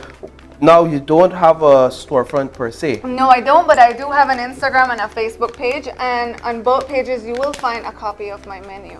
Okay, and so people can order from you online? And yes, you can pre-order in advance, and you can always pick up at the expo on June 4th from us. And yes, you guys, these are your free samples. Feel free to take April is already packaging, but if you would actually speak to what it has been like for you running a small business during COVID, and even the fact that the idea surfaced, there was birthed really during and the period truly, of COVID. to be honest, with COVID, everything had to be social media, you know, especially on the lockdown times. But you know, I have supportive friends and families, and of course the most important means of marketing a product is word of mouth. Yes. You know, it's not just all about taking the pictures and putting them up.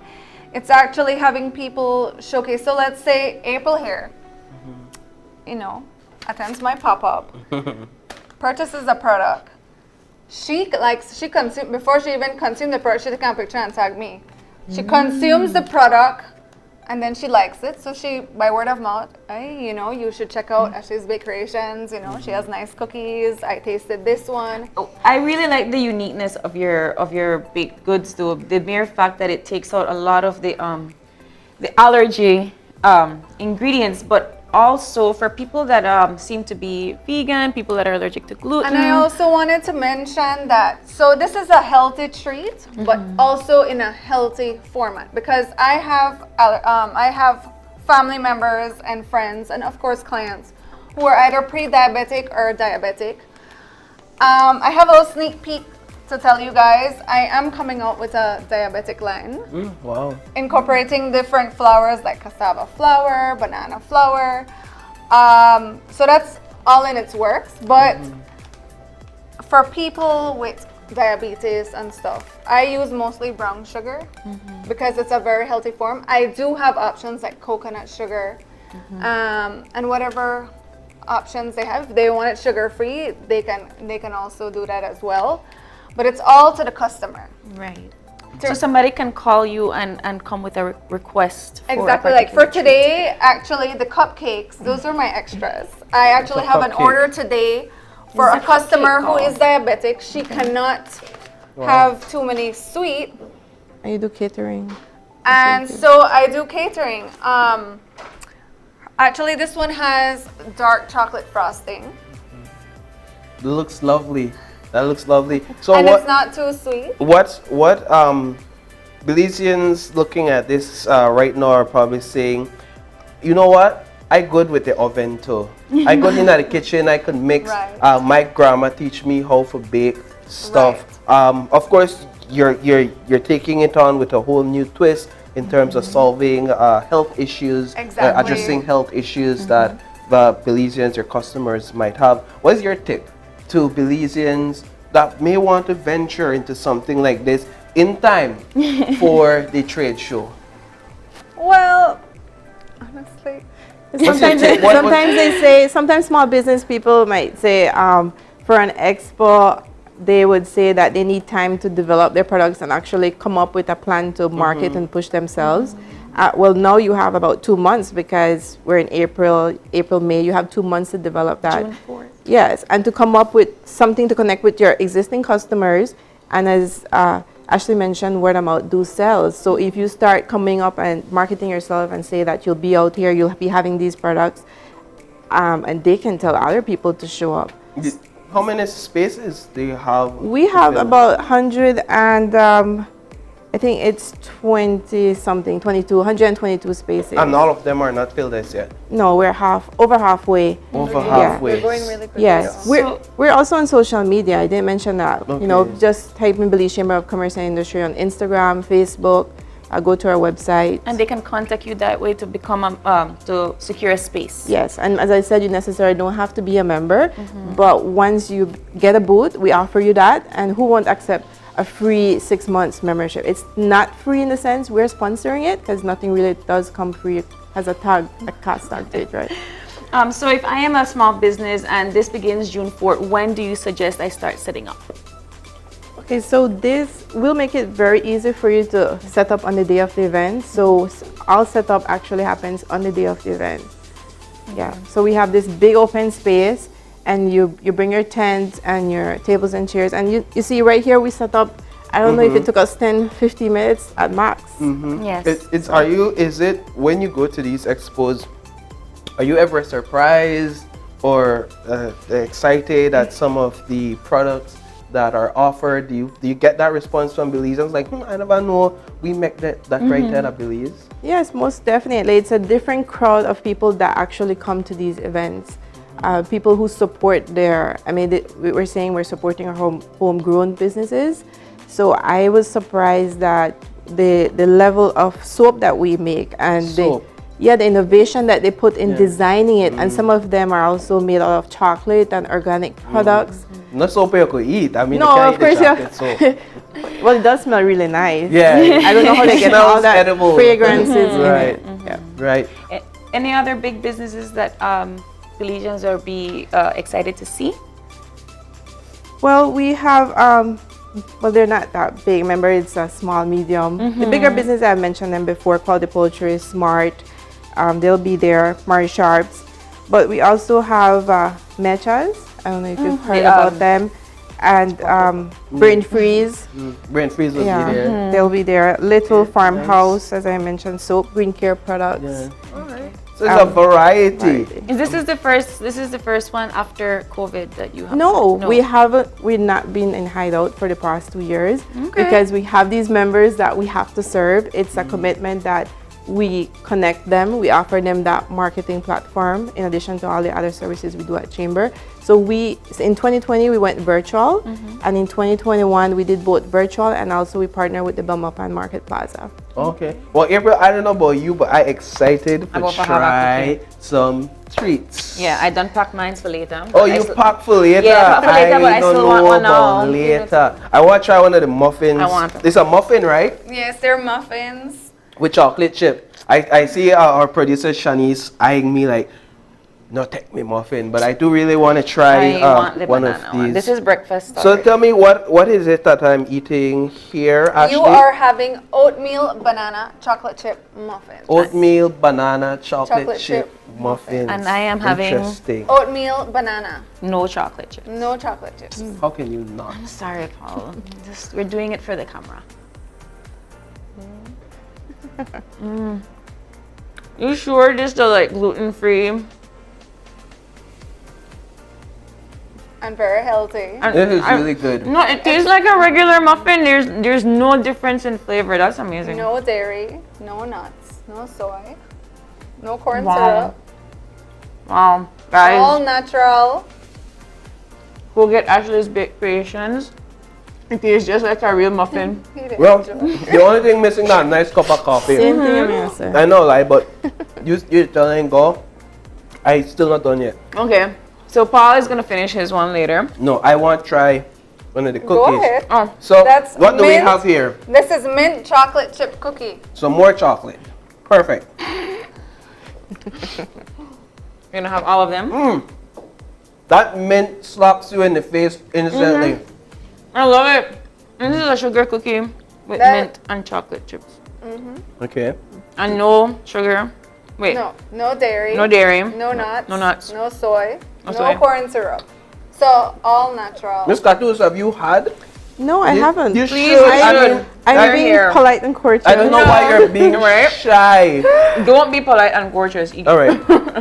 So I've had that. Oh, by the Okay. way, I wanted to mention that these products here that I brought out today, these are one of the top Sellers? favorites. I do have also another top favorite, which is the oatmeal cookies. Oh, I could imagine so. And the gluten-free and the vegan oatmeal cookies. You want Alright, a what are carrot or you these? want a Santa. A chick? That's not Santa. Oh, it's a chick. It's Wrong Easter holiday. chick. Wrong holiday. All right, it's a chick. It's a chick. It's a chick. Which This one is ginger?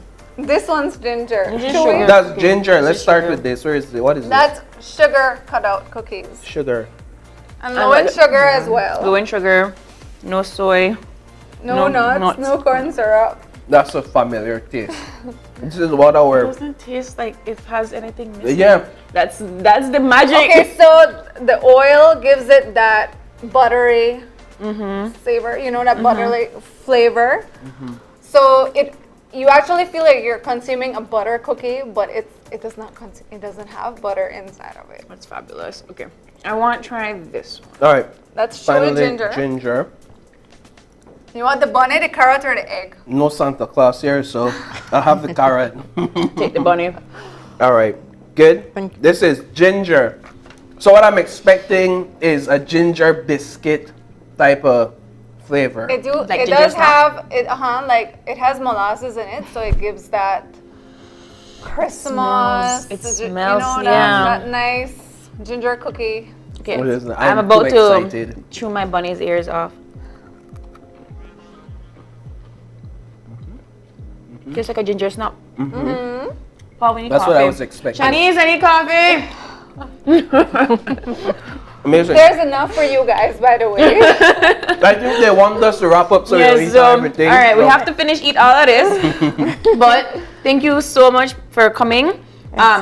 Go to the Made in Belize. Made in Belize. It's free entrance. Free entrance. Have Ashley's Baked Creations plus other businesses. There's still spaces to fill. So if you are a small business that is interested in being a part of this expo on June 4th, just look up the Belize Chamber of Commerce and Industry online, Facebook, Instagram, or WhatsApp. WhatsApp 614-3138 or email us bcci@belize.org. Awesome. So guys, get it in, and it's going to be at Belmopan, Yes. GG Field, starting at what time? 10 a.m. 10 till a.m. 6. till 6. You want to Perfect. save the date, June 4th. Save the date. All right. All right. But guys, we have to take another break, and when we come back, French fries. Yes, that's the discussion. Stick around, we'll be back.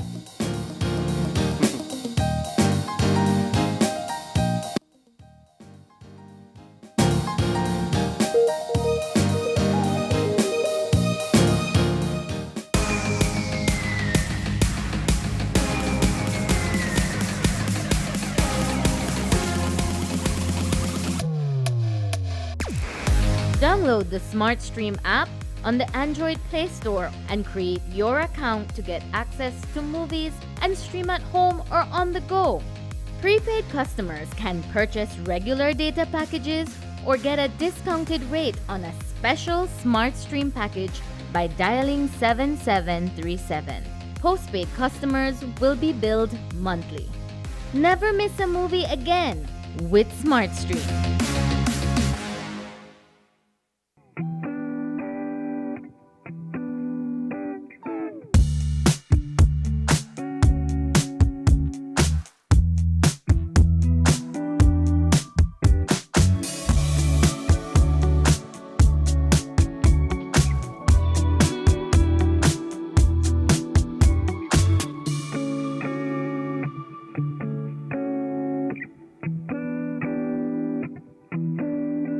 Hi everyone, my name is Gabriela and my name is Kieran. Today we're going to be learning how to put on makeup. Connecting people. Creating memories. Sharing a smile. Next Gen, the ultimate digital experience. Your life just got a lot less complicated with Belize Bank Contactless MasterCard Debit Card. Introducing our Standard Debit and MasterCard Platinum Debit Cards. Now you can make purchases anywhere MasterCard is accepted with one tap, pay and go. Your contactless card never has to leave your hands, especially in these times. And your card is embedded with multiple layers of security. Platinum card holders get to enjoy extra benefits like price protection, purchase protection, trip inconvenience, and luggage protection, just to name a few. Start enjoying a cashless lifestyle today with the Belize Bank. If you're looking for low-cost television advertising, have we got a deal for you? Advertise on Channel 5's Daily Classifieds. Channel 5's Daily Classifieds is one of the most effective methods for introducing yourself and your business to the community. Use our Daily Classifieds to recruit employees, promote specials, promote your products or services, promote a business opportunity, increase traffic to your website, and advertise items you have for sale. Let us help you save valuable time and money. Call us today at 223-0146 or visit us at our offices on Pony Drive to discuss how we can help your business grow affordably. Channel 5's Daily Classifieds. Advertise today. When someone you love becomes a memory, the memory becomes a treasure. Channel 5 introduces the Daily Obituaries. The Daily Obituaries will broadcast all death and funeral announcements and memorials to honor your loved one's life and memories. The Daily Obituaries airs on Channel 5 prior to the evening newscast, with subsequent repeats at 10 p.m. and 12 noon the following day.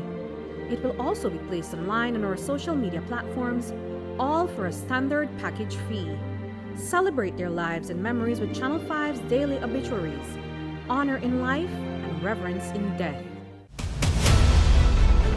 Dwayne Moody, Isani Cayetano, Marian Ali, Paul Lopez. Your News 5 Belize teams do whatever it takes. Go wherever they need to go, so you can catch the story wherever you are, whenever you want, on whatever device. Channel 5 Belize on television, Facebook, Instagram, and YouTube. Because news is now everywhere, all the time. And so are we. Whether you're at home, on the road, at work, or at school, if you see news happening or suspect that something might be up, call or text the Channel 5 News Belize tip line at 672-5555. You don't have to give us your name, just give us the tip. That's 672-5555. Call or text us so we can check it out. And we'll be back in a few, so stay tuned. Thanks, Jen. Hey there, we know you have to head out to work shortly, but don't forget that you can stay tuned by watching us on our Facebook live stream. Find us at Open Your Eyes BC, and you can continue watching there. You can also download Facebook Watch on your streaming device, and you can watch at your own convenience. And for all the behind the scenes fun, follow us on Instagram at OYE Belize. So, find us and follow us today.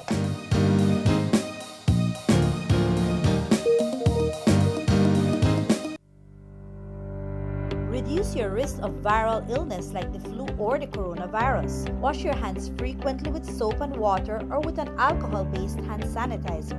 Cover your nose and mouth when coughing or sneezing with a tissue. Throw away, then wash hands immediately. Avoid close contact with anyone who has the cold or flu-like symptoms. If you become ill, please visit your doctor or nearest health center and share your travel history. A health and wellness message from your Ministry of Health.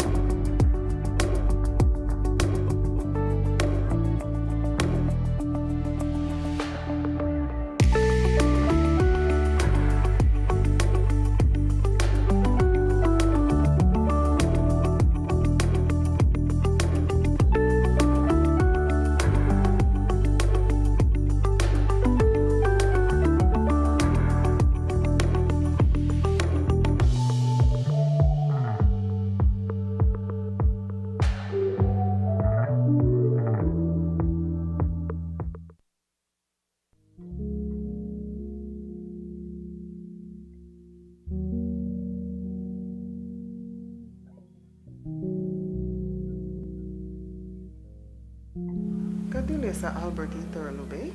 Ita nomada. Naba santi golida ligabri. Asata lida l'escola abro hatia.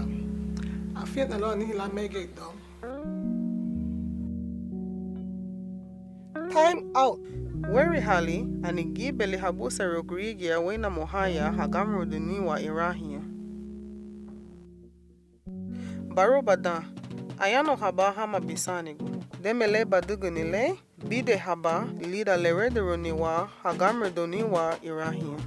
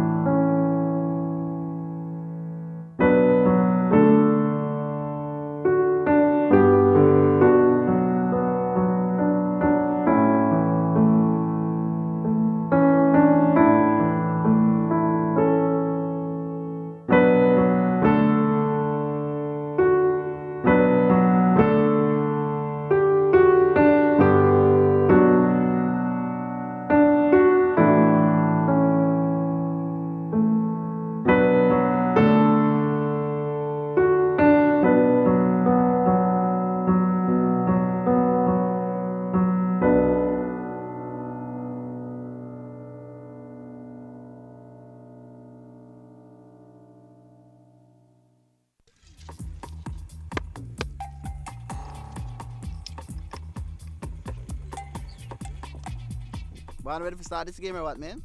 Boy, you know see the ball on the come yet? So what they talk about here? Well, right now we discuss this new idea of a pay for public water. Boy, I don't like that idea. They none at all, because we use water all this time and we not have to pay for it. So why we have to pay for water now? Listen, I work for the water board and I can tell you now, it costs a lot to provide clean water. First, you have to build a reservoir, then run the pipe. I know that somebody have to treat this water to make it safe, to make we could drink.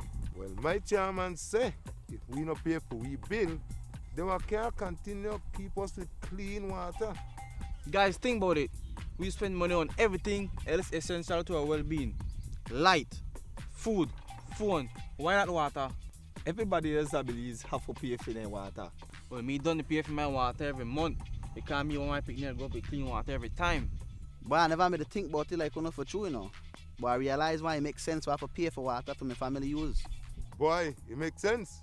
But look there, the ball a come. Make we go play a game. Join the clean water revolution and pay your water bills. It's an investment in life. The Department of Rural Development is working on achieving Goal 6 of the Sustainable Development Goals, which is to ensure access to water and sanitation for all.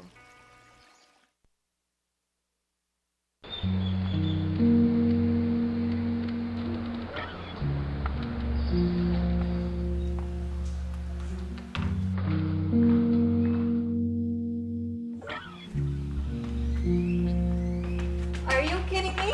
Mira lo que has hecho. Ahora sí te voy a mostrar. Time out. La mayoría del tiempo los niños no saben que están haciendo algo mal. Usando violencia solo les enseña que pegando es la única manera de solucionar las cosas.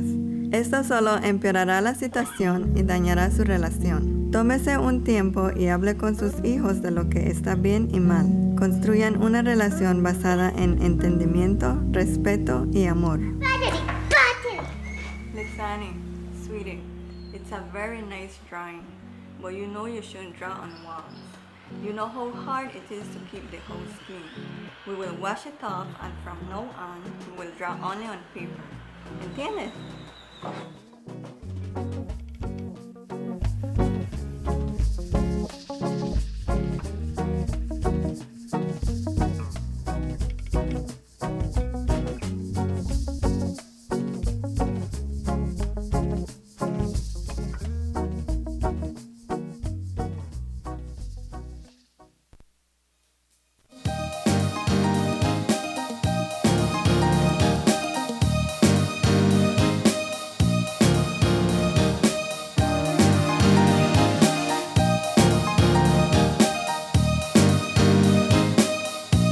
And we are back right on the same set, but with a new and completely different stage for you all. We have in studio with us Chef Tim August from Stone Crab and Grill. Good morning. Good morning, guys. Will we paid for make you talk to it a little bit about fries shortage. I can't believe that would happen right now. But yes, tell us a little bit about your business first, what you do, and your specialties. All right. I want to thank you guys, first of all, for having the patience. No worries. I ran late today, with a vehicle problem, but, you know. You're here. We're here. And this is like home to me, too. It's been a while. COVID had us, you know, kind of stagnant for a while in our hometown. But we've been surviving, and we've been surviving because of creativity. And like what you said, potato fries is scarce. But like my good friend Philip Zoll from Toluca said, it's not the fries that is scarce, it's creativity. Because people need to be creative and know to, you know, use other stuff as a substitute for potatoes, like I've been doing through the years. I've been working with these itals for maybe 5-6 years, and unfortunately, and lucky Marlene, you know, they are kind of reel up. Cannot bring no breadfruit. Yeah, you are the breadfruit man. Yeah. I'm known for breadfruit, and that is one of our main substitute for potatoes. You know, so, but it's out of season, and the thing is, it's so popular now that even me myself, I'm having problems to get So everybody is into breadfruit now. You know, before it used to be falling under the trees and blah blah blah, but now, you know, it's something that people are taking advantage of. You go to the market, there's fight for breadfruit. You go to the trees that I usually just go, they're scarce with breadfruit. So, but still, that's why I have about 4 or 5 different options. And today I brought cassava, some sweet potato, plantain, and it's mango season, so I'm gonna bring a couple mangoes to the margaritas. I wouldn't be mad if you were to chop that right now and just serve that like that as a side. But in fact, we've seen it on the news. We're hearing it from businesses. There is, as April mentioned, a shortage in fries. More businesses that use fries are now using rice as an option, as a side, onion rings, and then we see the plantain chips as one of the more popular options. So people are telling, businesses are saying, hey, we don't have fries, but we have plantain chips, and we want plantain chips. Tell us a bit about what are some of the options and how desirable are they? Well, the way I prepare them, after breadfruit, it's always plantain. Or it's a mixture of plantain and breadfruit, or it's a mixture of cassava and banana breadfruit. Then we have an ital basket where people request a little bit of everything. So they want to sample the breadfruit, they want to sample the cassava, the banana, everything in one. So then we create an ital basket and we give to them. But one of the more popular ones. Now the reason why people don't use these stuff is because it's hard work. It is. Yes, it's and hard you're going to do some of that right now. Yeah, as you were seeing on the screen, those are some of the dishes I do from these ital. But the thing is about it is the work intensive. Like everything is dirty. My hands are dirty all the time because cassava is coming from the earth, right? Yes. Potato is coming from the earth. You know, cocoa. We make fries from cocoa too. And the plantain is always, you know, it's stained your hand and things like that. So people are not into that.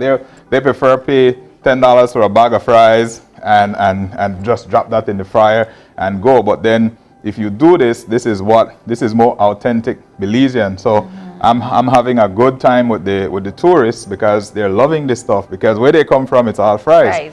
Potatoes. So when they come now and they see this, they're like, yeah, this is what we want. This is a taste of Belize. So I'm going to be demonstrating simple ways, because people feel like it's hard, but they're not really hard, especially plantain. My thing that for cut cassava, man. All right, like, peel it. I usually have the whole bunch of plantains, right? But today I only brought what we call on hand. All right, so I'm just gonna take this little piece off, right? And then what we do, we don't even take it off the stem or anything like that. Oh. No, right? Okay. We just core it. This is new for me. Me too. Yeah, cut that off one time. And then this is without getting any stains or anything like that. Interesting. Right? So it's a unique. And then see this will just. You didn't peel banana, right banana too. So, green. I mean, and I'm a bit nervous, but then no, that's okay. See, it just comes right out, right? So I will do that one more time. Do that one more time so we can. So probably I get this one right this time. So I start from the top. And I go right through. You need to give like a beginner's and I go right through. 101. And then I go. And then I go through. And then see, it's just as easy as that. Yeah. But, like I said, I don't know why I'm nervous, and I always do on the show. Green banana hard, like the skin is hard. So so like this. You make it look easy. See? I'm just taking it out this year. Perfect. So it's just a little bit of practice. It's just a little bit of practice, and then with the plantain, right now. Everybody goes like this. Well, I was going to ask, what's your method of cutting? All right, I go from the middle. Oh. All right, and then I go across, and then I get it flat. All right, then I make my fries like this. Oh, like like fries. Yeah. All right, and then I have fries. So everybody do it their own way, but that just seems so much more productive. Yeah, this is and faster. Yes. And then it's just a little practice until you get it, but then it's I can imagine those older folks in their living room right now looking at April and Paul. Yeah.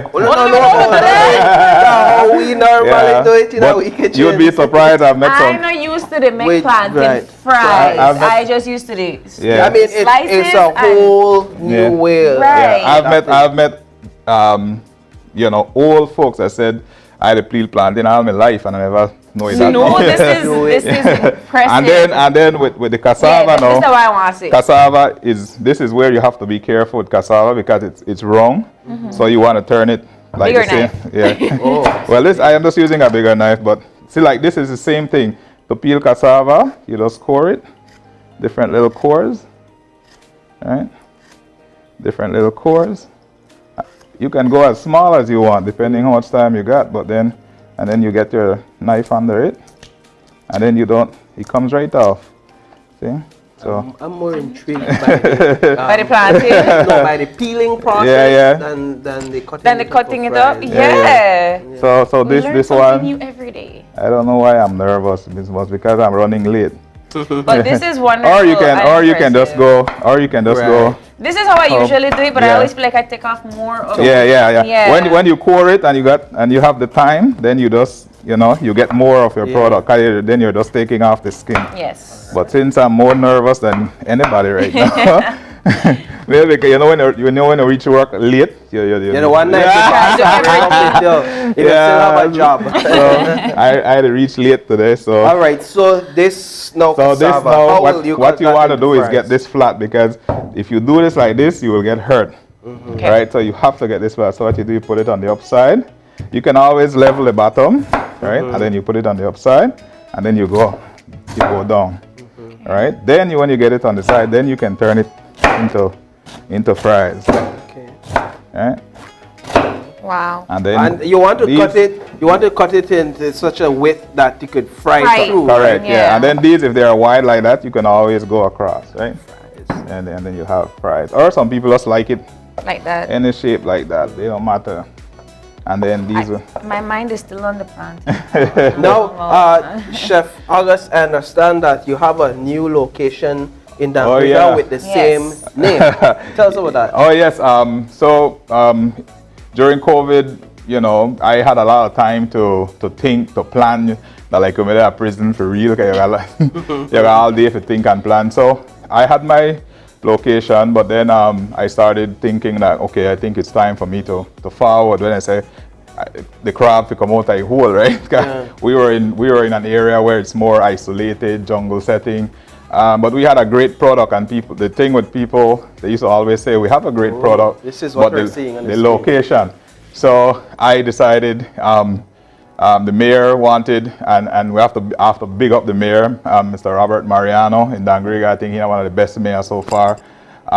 He has been doing an amazing job in Dangrida, and one of them is he wants to see young entrepreneurs like myself step up the game. So he was like, it's time, if you want to move to the beach, find a location and put in a request, and we'll support it. So now I got a great location right in the center of town, next to Paul's Guest House, right on the hotel strip in Dangrida, and I've been improving it a lot. It's beautiful. And people, look at that. That's sunrise. Yeah, sunrise in Dangrida. It's gorgeous. Yeah, so people are loving the new spot. So we had great food, great drinks, great customer service, and now we have one of the best spots in town. All right, so we have to yes. So we have plantain fries, cassava fries, sweet potato fries. Yes, we'll do sweet potato. Right. And right after that, we'll get there into the fryer. Yeah. Well, what we'll do is so sweet potato is same thing. This now is more like a potato. Yeah. But I forget my peeler. But what you do normally is you take the same potato peeler and you peel this off. But a good part about sweet potato, as long as it's washed and scrubbed and clean, the skin is also nice. I know that. So we'll just go through and look at that. It's beautiful, right?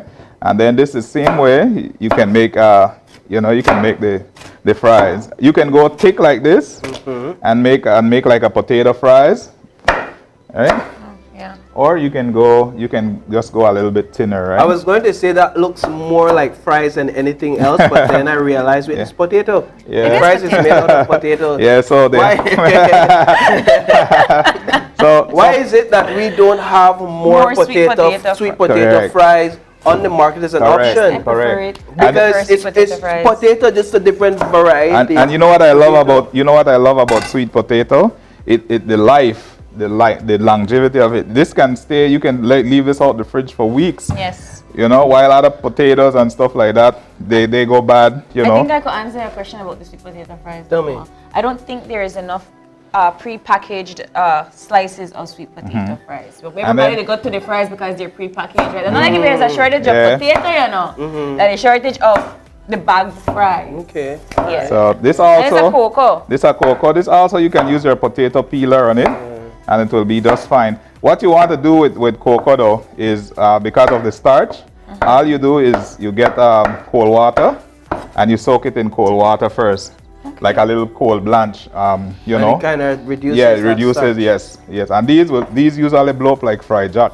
Do they? Yeah, so we'll see today if you guys are lucky. They puff up. Yeah. Well, if I know they say if your fried jack no puff, you're not good. You're not good. If your cocoa no puff,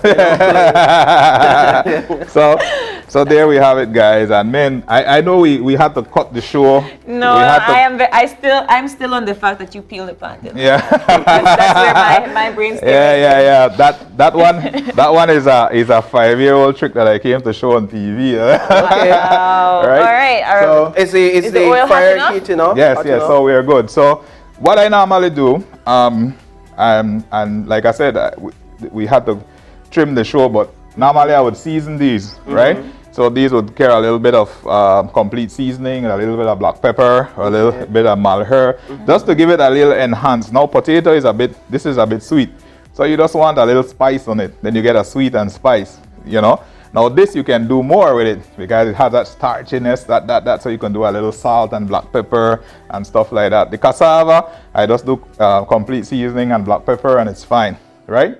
But like I said, this is the traditional way. It's just you if you want. Some people are diabetic, so they can't add to it, but this is the traditional way to do it. So we'll just drop in these and see where it go from there. Relatively, how long? Is it like a difference between how long you fry each one of these? Now these we can eat these raw. Yeah. What is that? Cassava. We can eat cassava raw. I've never had cassava raw. So the frying time could be less, right? You don't want to fry. It's not my favorite thing in the world. The thing is there. But just imagine you can eat it raw. So to fry it, I had a chance. Paul not like it. I don't want to say it on TV. All right. It's what I expect of a raw. Cheaper. Yeah. Yeah. Absolutely. Yeah, so the plantain, but we kind of familiar with how long you fry plantain. Yeah, plantain is about 3 and minutes. Green plantain too. And then, like I said, it's how thin you cut it. Okay. If you want that thicker texture and the moist inside, it all depends what you go for. Right? So, and then, so basically, see the cassava, it already has a little brown on the end. Yes. So you don't want it to go too long, right? What's the difference between these and like the plantain chips and the cassava chips that we see in the Sorry? stores? The difference between these and the plantain and cassava chips that we see in the stores. Oh, these are, the one in the stores are cut with mandolin, so they're thinner, they're crunchier. More precise. Yeah, more precise. But these are more that you will need a mandolin, and mandolins I don't recommend. If you don't know to handle a mandolin, you could end up without finger point, really? right? So, wow, you have plantain fries, plantain chips. This is one of the more popular options we're seeing right now from businesses, especially the local fast food businesses. They're using this plantain as an option. So that's your all right, fresh and then fry. now we have. I really want to say that they are cocoa puff up. Yeah, so. You want to determine the true fate of Chef Tim? Definitely. All right. The man no quality. No, usually that the one I eat it have to lucky. Yeah. So that's the cassava. So let's see if this. Wow, these are beautiful. Let's see if the cocoa will puff up. Yeah. All right, and then of course we got the sweet potatoes, so we'll put these in. Nice. Do you get requests for these? I mean, we're talking about options alternatives of fries, but these are things that you serve on a regular, correct? Yes. Is it something that people come and request often? Yeah, listen, we have a garbage bin like this big in the kitchen, and if nothing else full for the day with their peelings, that full. Oh, really? Wow. And I have to have like 6 of these fryers because sometimes one table would come, and if there are 6 people or 7 people on the table, one person will want banana, one will want cassava, one will want plantain, one will want breadfruit, one will want... So I have to have, yes, it's not like potatoes where you can just drop 4 orders of potatoes. Right. So you have to have multiple fryers, right, to just for sides. And then when everybody walks out of the kitchen, sometimes everybody look like them in the dig dirt. So what do you recommend to go along with your sweet potato fries, your plantain fries? What is the main dish that goes with these? Well, fish, of course, seafood, right? If you get a good fish with some of these ital, you know, right that Griga, the fisherman, they come in right where they. So I watch them come in and I could time there, right? So you don't have to go for ice. Could be right off of the boat from a plate, a platter, with all the itals, trimmings, you know, while you salad on the side or while you onion sauce or something like that, and people go crazy. So do you sell regular potato fries? Is that a request? I buy 1 bag. 1 bag. So you're not feeling this shortage of fries. No. Even before the shortage, you weren't necessarily selling a lot of potato fries. We would buy 1 bag because, and normally it's just to sell the kids because you find out like kids won't probably, fries. They will want the fries. Mommy, I want fries. But I've been tricking kids with breadfruit because I make the breadfruit fries similar to the potato fries. Nice. So I've been tricking So kids. with cocoa puff up or what? It never puff up. It never You pop jinx up. it. It never puff April up. with cocoa never pop Cocoa up. never puff up. So that's unfortunate. Shanice is staring. Brought to you by Tim. The cassava fries. Chef Tim. It's really good. And these are natural, so we got ingredients we put on there right now. I don't know about. Now that COVID has kind of eased up and subsided with the regulations as well, what are your opening hours at your business establishment? Right now we were building and opening, so I was only doing Thursday through Sunday from 3 p.m.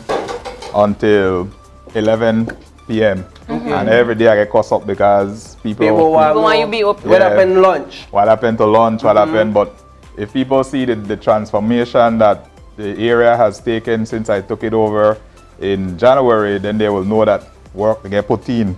So you see we still have development going. We're building back the beach using tires that we're getting from all over the place. We're rebuilding the beach because they had an erosion problem in the front. You know, we're extending. That is yes, so you're intimate with the beach. You know, you get some stone crab food, drinks right there on that beach. Is this where Tuanis used to be? No. Okay. Yeah, a little more to the down. It's beside Pals. Look at that. So you know, a beautiful date setting, if you would. Yeah, and then we have karaoke on Sundays, and then it's a cordless mic, and then you can sing from anywhere. You can sing from the sea if you want. Right? All right, so what are we doing now with this? Adding a special sauce. So this the last time I come, I don't know if I'm a customer on TV, but I'm going to tell my Lenny, this is the sauce that saved my, because when COVID came and we were forced to shut down, I had this special sauce that we used to make, but it was exclusive for the restaurant. Right, this is the famous Obia sauce.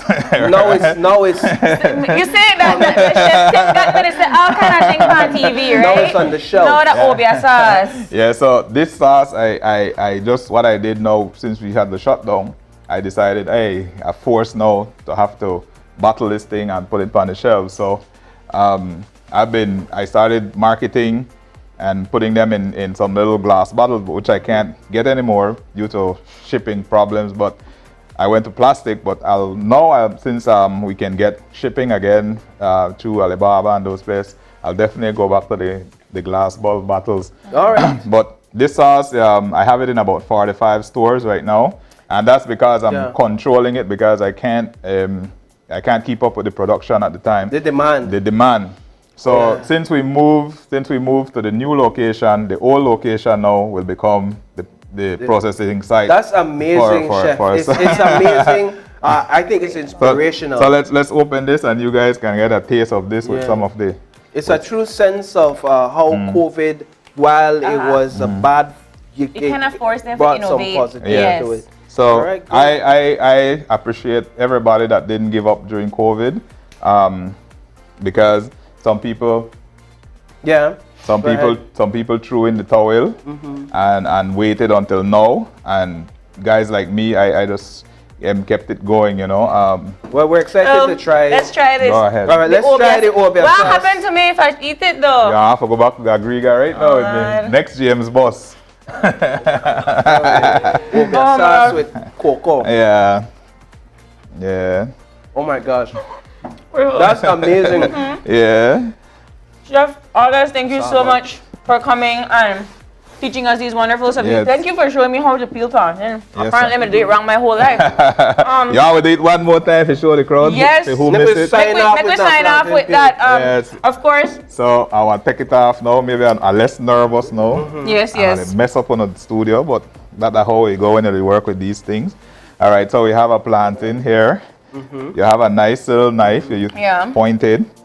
You know, you use a point, and all you do is core it down, and they go right through. You not cut off no ends or nothing. And you could do that again, and make it go right through. You go again, make it go right through, and you go again, right through. And then all you do is take it and peel it like that. Right? So no lot of stain. You need a sharp knife though. No, you just have to watch that. Oh wow. Wow. All right, so if it's one thing we learned this morning, it's how to peel a plantain. Yes, man. The chef Tim way. Yes, man. With that. Thank you so All much. right, so before we go, I just want big up my staff at Dangriga. I have an all-girls staff. And They know for people planting like this. Trust me, then that's some pro, right? So big up my staff, all ladies, and then also I have the guys like Chapo and Ernesto helping me with the renovations, right? And so you know the teamwork, and one person normally do what 2 or 3 persons that do. So I have a good team. We do it together, and we know we look forward to some good success on the beach, guys. We don't put in the hard work in the back. Now we're at a prime location. And like again, big up the mayor for the opportunity and you know, to make we get that spot there. And Shelley, and also I big up Kush, the man give me a last minute haircut last night. Kush International in Dangriga. All right, all the thank big ups, thank you. Unfortunately, we are completely out of time. Yeah. So thank you so much, Chef Tim, for coming and teaching us all about these wonderful substitute for fries. We're going to take a short break, and when we come back, you'll be on a wrap up. Stay tuned.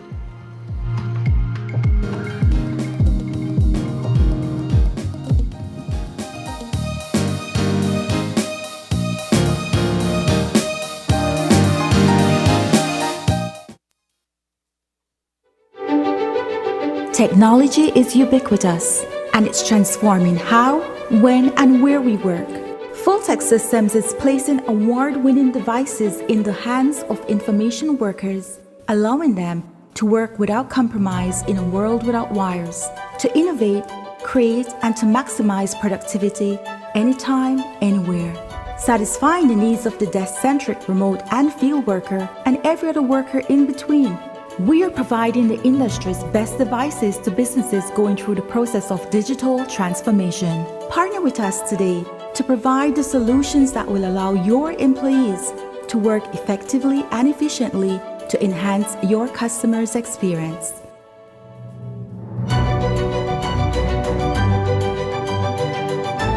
Fulltech Systems, your technology center, where you'll come for the price, but stay for the service.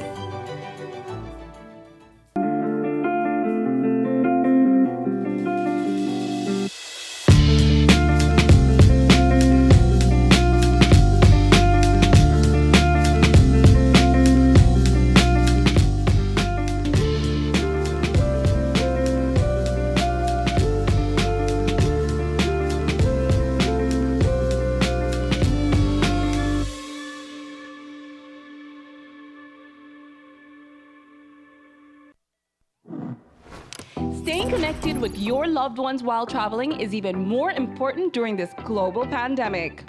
With Digi, this is even easier and more convenient with our data roaming plans. Postpaid customers have instant access to mobile data within 41 destinations worldwide. With 3 affordable plans, starting at only $28, it's easy to instantly connect via your favorite digital platform. To purchase your data roaming plan, contact Digi before your travel date. If you are already abroad, you can contact us via email at digihelp@livedigi.com or via WhatsApp at 608-8888. For more information, visit our website at livedigi.com/digicel or visit a Digistore near you. You can roam, stay safe, and stay connected with Digi.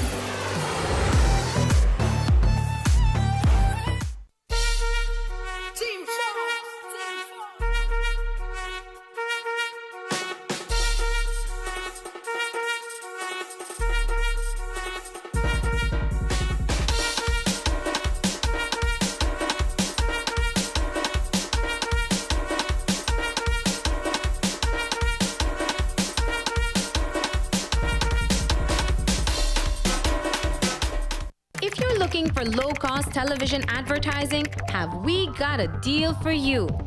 Advertise on Channel 5's Daily Classifieds. Channel 5's Daily Classifieds is one of the most effective methods for introducing yourself and your business to the community. Use our Daily Classifieds to recruit employees, promote specials, promote your products or services, promote a business opportunity, increase traffic to your website, and advertise items you have for sale. Let us help you save valuable time and money. Call us today at 223-0146 or visit us at our offices on Pony Drive to discuss how we can help your business grow affordably. Channel 5's Daily Classifieds. Advertise today.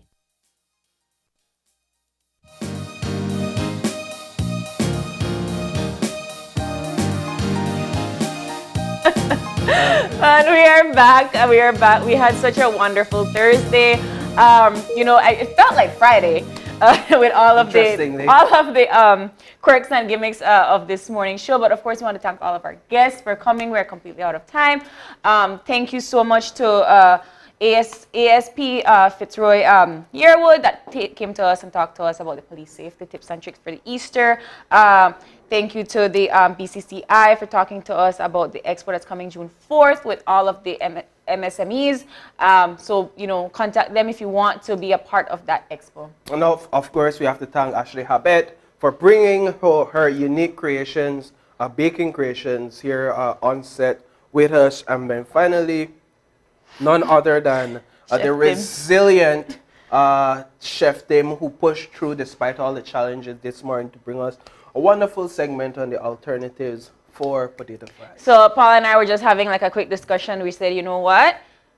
Peel your plantain challenge. Send me a video of how you could peel your plantain. Make we know if you land it properly. And of course, you can do all of that by sending us an email at oye@channel5belize.com or on social media on Facebook at Open Your Eyes BZ or on Instagram at OYEBelize. We want to thank you all for joining us this morning. You opened your eyes and you started your morning right here with us on Channel 5. We'll see you soon. Remember to keep your eyes, your minds, and your heart open. See you soon, Belize. Take care. Bye.